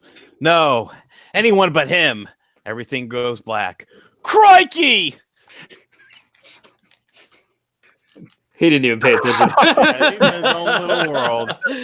He's just like, He's showing us Mario stickers and a Koopa Troopa. You have to make a noise so you're full screen on the thing. Oh, all I know is I made you guys $5, so enjoy it. And will Link's Awakening remake will it have multiplayer? That's from Philip. Link's Awakening multiplayer? Why? I've heard something about that, but I didn't look into it. I mean, would there just be like a high score for running a dungeon? Like, I don't know how it would work. I guess you could have dungeons specifically set up for it. Maybe like the Four Swords just built into it, and you guys link up your Switch systems. Yeah, so the way that I was thinking about this earlier, because I had a podcast earlier where we were talking about this exact thing, and if you play games like Minish Cap or even the Four Swords dungeon in A Link to the Past, the one they added to the Game Boy Advanced version, there are literally parts in Minish Cap where you just walk into a dungeon, pull out a sword or step on a pedestal thing, and it separates you into 4 people. So it could literally be like new dungeons they add in to where you just go in, open a chest, pick up an item, and it separates you into the 4 people. Like it could literally be something that stupid and that simple, because Nintendo's done it before with Zelda games. So they could get around that really easy. And I thought it was kind of odd how in the overworld for Link in Link's Awakening, it looked very zoomed out in the overworld. Like there would have been enough room to see another Link walking around in that area. Sure. And even if they go off screen, it could do like Triforce Heroes, where it just has little circles at the edge of the screen showing you which direction the other Link is in. So that's basically my thoughts on it, especially because the president of Nintendo a couple of weeks ago, may have been a couple of months ago by now, he had the interview where he said that he wanted to put a huge focus on their online games or their online strategy. Right. So this would be perfect way to do it. And even Aonuma, the person in charge of the Zelda series, has been saying for a really long time that he's been wanting to put a lot of focus on multiplayer Zelda games. He even after Breath of the Wild released, they asked him what he wanted to focus on next that Breath of the Wild was released. And he said he wanted to take the engine of Breath of the Wild and apply what he'd learned from the multiplayer of Triforce Heroes. I believe it was a Game Informer interview. And it seems like if they had the multiplayer in Triforce Heroes, and then even with Zelda Wii U as it was first known, Breath of the Wild, one of the things that he had on the Nintendo Direct, he said that he didn't want you to think of it as a single player experience, and then the game comes out and it is completely a single player experience. So it seems that Nintendo doesn't want him to make the big home console Zelda games multiplayer. So with Triforce Heroes and then this one, maybe if it does well, then that'll help him be able to make the actual home console multiplayer game. But it would be interesting to see him testing the waters with added online multiplayer, because then you could get the full game, the original Link's Awakening single player, but then you have the option to have these extra dungeons if you get the online service and play online. Yeah. Okay, it'd be interesting to see if they do that, because they could talk about that at E3 even as like as that, and then a release date that they show us. So we'll see. Could be interesting. Yeah. The Icarus says, I hope Nintendo doesn't release any of their first party IPs near Astral Chain. This game needs a whole month to itself. I would love if it could sell just as good as Nier or even better. I mean, it's coming out at the end of August, so as long as there's nothing early September, they should be fine. I don't know if they'll give it a full month though, because it sounds like they're going to try to pack a lot of games to the holiday. So I'm sure it's being done by Nintendo, so they'll give it probably 2 to 3 weeks. Astral Chain is going to bring in a lot of people who probably don't even have a Switch at this point, and probably going to buy it for the Switch. That type of game, like Nier fans. Oh yeah, Nier fans, yeah. Yeah, so I mean, I wouldn't worry about it too much. Should be good. Adam says, akin to a Link Between Worlds, could we see a Link's Awakening sequel down the line? Ooh, I would like to. I want to say yes, because Link Between Worlds was a sequel to Link to the Past. So yeah, why not? I mean, if it sells well and people like the art style and everything when it comes out, yeah, I say why not? Make a sequel. More Zelda is good still. You know, keep the Breath of the Wild look, but then also have that top-down traditional Zelda. I'm in for that. Marshall says, I'm ready for Dragon Quest 11. Do you guys think that Square Enix has to patch the exclusive content to other versions? I've seen some people say it is a slap in the face by not doing so. What do you think? I think it should be patched in after the Switch version comes out. I get why it's in the Switch version at launch, because they want to try to sell it, but I don't see why it can't just be patched into the other versions like a month or two later. I do have one thing to say on that, and since Nintendo is publishing, there could be a deal for that. If Nintendo paid for the live orchestra, if they paid for the extra content to be in development, then that they're entitled to have it on there. Yeah. So it depends. Yeah, I can see what you're saying. That makes sense. If not though, then I get why Square would do that to try to sell it again. But if Nintendo paid for it, then yeah, it's probably not going anywhere else. And then K19, there's some people saying that Retro gave Ubisoft to add the scrap to Star Fox Grand Prix to Starlink. I'd be shocked if that was the case, to be honest. I don't think that's a thing. But it's just people drawing. Everyone's trying to figure things out, draw conclusions. So who knows? Then Brian says, thoughts on Hollow Knight Silk Song. I like Hollow Knight, the one we've obviously got on PC and Switch. So I'm excited for Silk Song. I will be checking that one out. Definitely. I think it's gonna be good. Yep, it's gonna be good too. Evan, Discord question, go. Just bought a Wii U, taking suggestions for games. Bob, Mario Maker. I know one. Xenoblade Chronicles X. Get Xenoblade Chronicles X, because that game still is not on Switch yet. So Xenoblade Chronicles X. If you want some good, cheap third-party games, Batman, Arkham City Armored Edition, and Deus Ex are really good on the Wii U because they use the gamepad in a really good way. Xenoblade Chronicles X. Yeah. Tokyo Mirage Sessions. Also, check out Tokyo Mirage Sessions. What?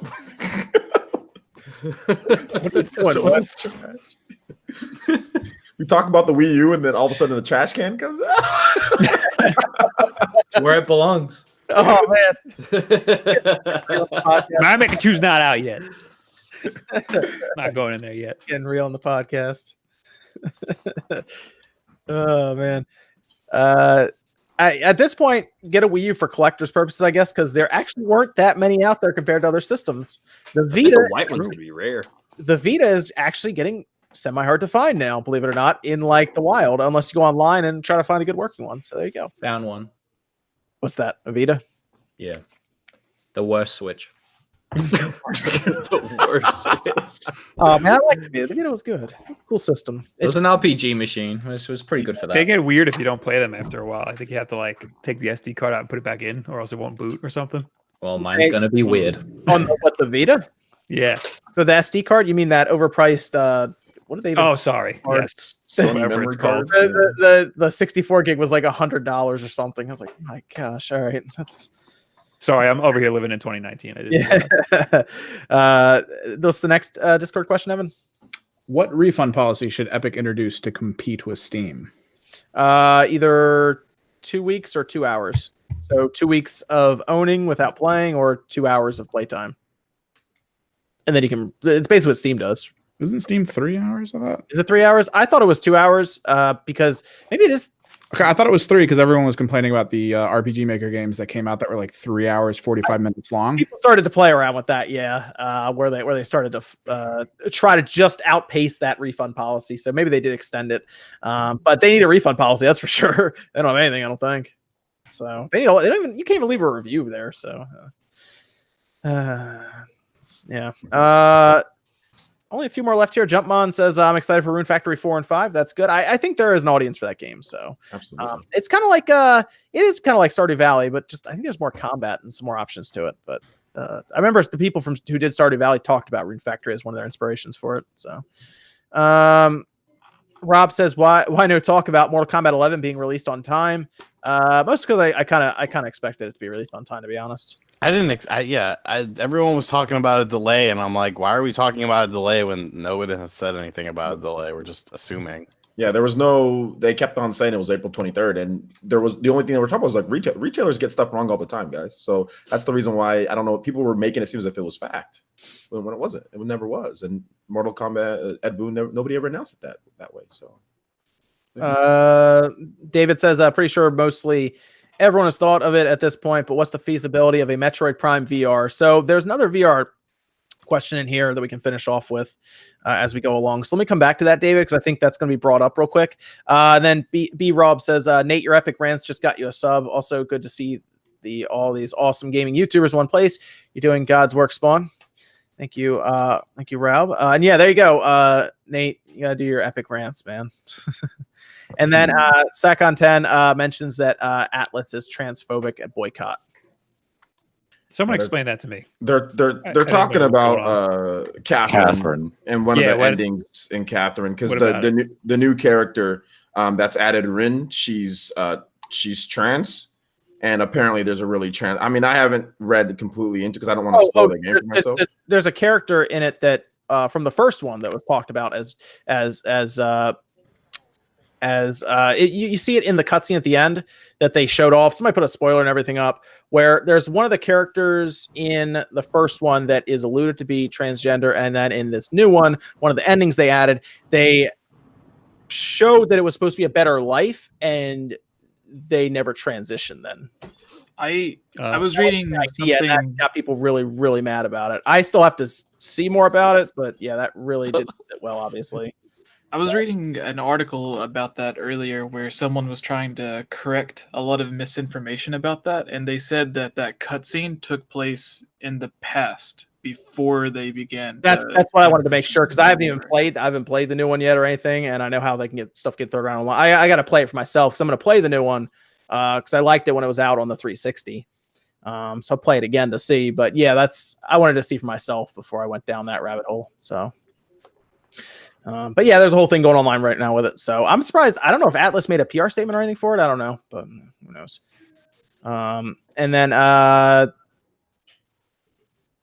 VR. Did you guys see the VR stuff real quick before we finish up here? There was an article put out. Emily Rogers put it out about VR being looked at by Nintendo and possibly being released or announced this year. And then, like immediately afterwards, maybe an hour or two afterwards, Go Nintendo posted a rumor about them leveraging Labo, possibly this year, I guess, with VR being a part of it. Yeah, I don't know why that's shocking to people. I tweeted in January 2017 that Nintendo was experimenting with VR, and it was likely to go a Google Cardboard route, and that's based on the Go Nintendo information. That sounds exactly what they're doing. Yeah, and we had Labo released last year when God of War released, man. So we're coming up on the year anniversary of it. Yeah, weren't there VR patents released or filed for the Nintendo Switch? And there were hackers that found VR stuff in the code for the Switch. Yep, it's already in there. So yeah, they could do that. And here's the big question, okay? Can we get Sean to buy it and put it together? I mean, how difficult can it be? It's going to be. You're underestimating. Yeah, you vastly underestimate Sean's How far did you get in the robot? capability. The most I saw you do is put the head like this. Look, I may not have been able to do the Labo, but I did the Street Fighter arcade cabinet. You know what? You're right. You're right about that. Let me ask. How did you get the robot kit too? Yeah, How hard was the robot kit to put together? it's sealed, so I wouldn't know. I returned it. You know what? I made everything in the variety kit, and that was more than enough Labo experience for me. I enjoyed my time with it, but I'm done with it. Right, you haven't played it in months, right? No, when my flood happened, it destroyed half of it, and then the stuff that wasn't wet, it just got pushed haphazardly out of the way of the flood and got crushed. And yeah, I have the fishing rod, but it survived. Ironically, the one you use with water managed to survive. Okay. But yeah. You know what? I think people would buy into this kit if it was a Labo kit for VR, who wouldn't have bought into the Labo otherwise, just because it's VR, just to see what the Switch can do with it. Yeah, but it has to be like $50. No one's gonna buy a Labo VR kit for like $80, where the Labo VR kit is literally a box with a individual slider in the middle to make your eyes two different viewing angles and then separate the Switch. Yeah, that's true. They'd be smart to put it out for like the price of like a game, basically, and it comes with the cardboard thing that you build. Then you put the Switch in, and then you play it for about 20 minutes, then you put it down, and then you never come back to it. Yeah, just like VR on your phone. It's a cool little test. Exactly. I mean, they could keep releasing stuff for it, right? They could do like Mario Kart's probably the easy one to do. It's still going to come down to what resolution are these games going to be running at in this VR mode. Whatever, 12. I mean, it's a 720p screen. So, I mean, what are we looking at? A 500p image? Sounds complete garbage, you guys. I'll be honest. Unless there's a new Switch coming out that's a little higher resolution. Sounds like it'd be nice to put that Switch Mini out and they shrink the screen a little bit, make more pixels per inch. I don't know, man. I'm trying to help him out here. It's not going to look great, okay? I'm strapping cardboard to your face with your Switch. It's heavy. I mean, it's just... Bro, it's gonna be cheap though, right? That's the idea. If it's cheap, has some cool VR mini games. Let's say it had, like you said, Mario Kart. If it has that type of support, yeah, it's gonna be cool. But I mean, like, it's gonna be cool for what, like the 10 minutes, and you're gonna be like, "Yep, I had my VR experience." Yeah, and then you don't even need, and then let's say it has Mario Kart, and then all the VR mini games are trash in the Labo kit.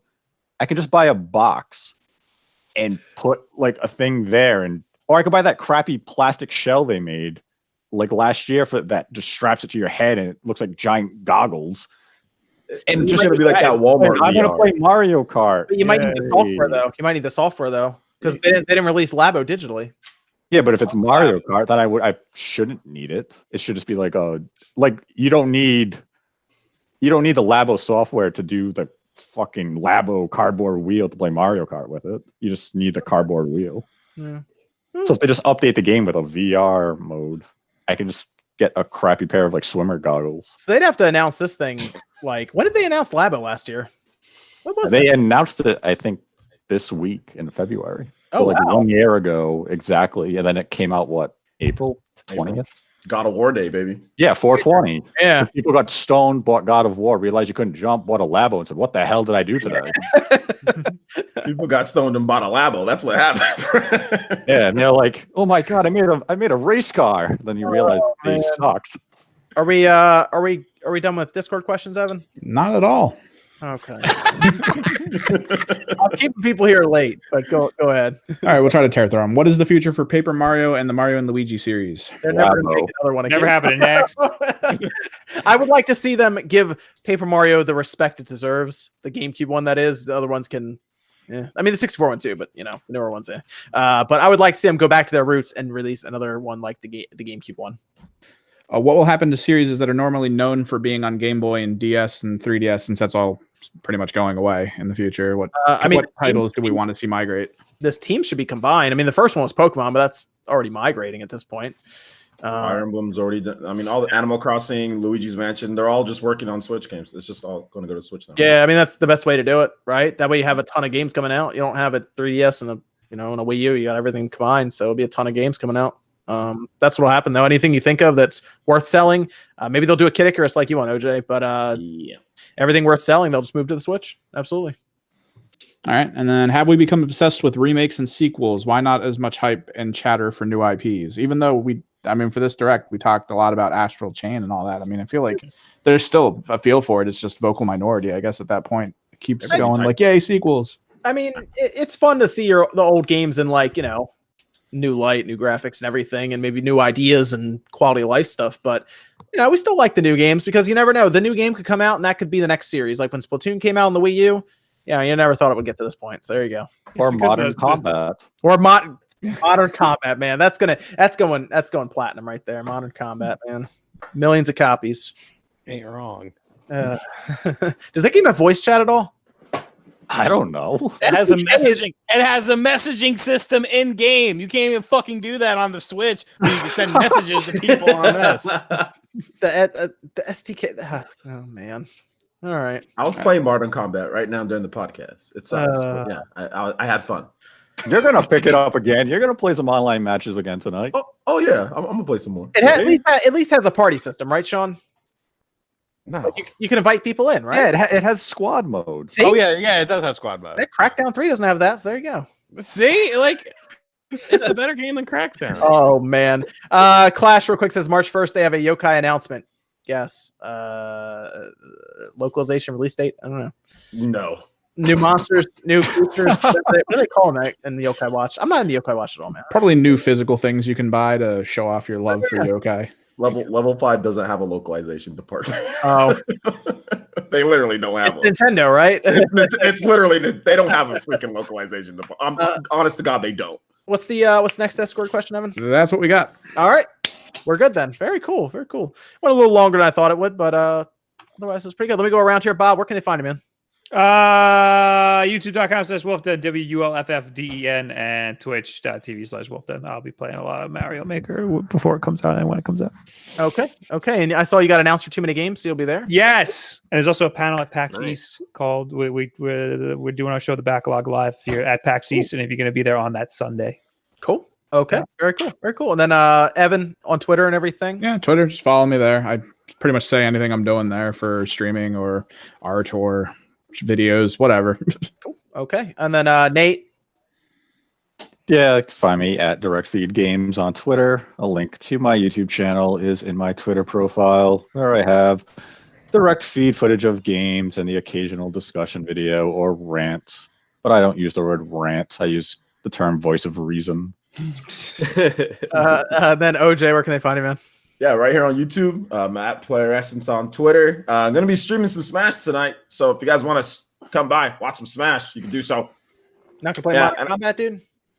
Oh, yeah, Modern Combat later. But yeah, I'm streaming You're Smash. Gonna squat up. And I cover a lot of Nintendo and gaming news, a lot of Japanese RPGs, action games. So check out the channel. Get the opportunity. Sean, you're going to stream some Modern Combat, right, Sean? No, not tonight. No, not tonight. No, you're saving that. I'm saving that. Yeah. Now we're back. Okay, gotcha. Rax, what about you, man?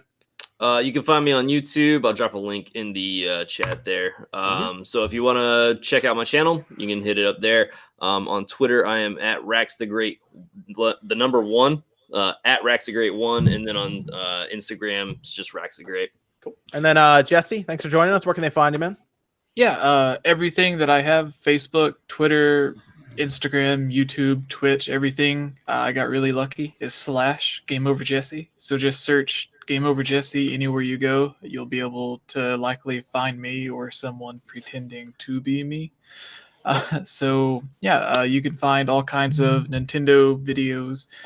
We mainly focus on our podcast, the Hylian Gamescast, and we've had a lot of really great guests. We've actually, I believe we're the only YouTube channel that's had almost all of the voice actors from Breath of the Wild on. Oh, that's cool. And we don't just like chat about the news or cover it and stuff. There's actually been a lot of really cool information that they've broken whenever we've interviewed them that they didn't reveal anywhere else. So that was a lot of really cool stuff. So go check those videos out if you would like. Game Over Jesse. Okay, very cool, man. Very cool. And then Wood. What about Wood? You're coming up on 500,000 subs, man. www.wolfden.com. Check me out. I'm coming up on 500,000, so now is a perfect time to unsubscribe. Okay. Whatever you do, don't live stream and show the countdown or count up to it. Yeah. Then everybody will unsubscribe to mess with you. I learned that the hard way. I'd like to give my subs today to Rax the Great, good friend of mine, deserves more love. So go check him out, not me. But if you're going to SoCal, you can come see me live in SoCal. I'll be there doing a panel and stuff. Playing a guitar poorly, it'll be great. No, I'm not taking the guitar. No, he'll be great by then. Nate, what are you doing? Maybe. I am holding up some Modern Combat Blackout. Oh, the webcam is on. Yes. Not even screen cap. Awesome. Direct feed, I thought. Exactly. You put a camera on that Switch screen. And said, oh man, disgrace. Oh yeah, and there's this business about Wood apparently not going to too many games now. Yeah, what the F, dude? You hearing this?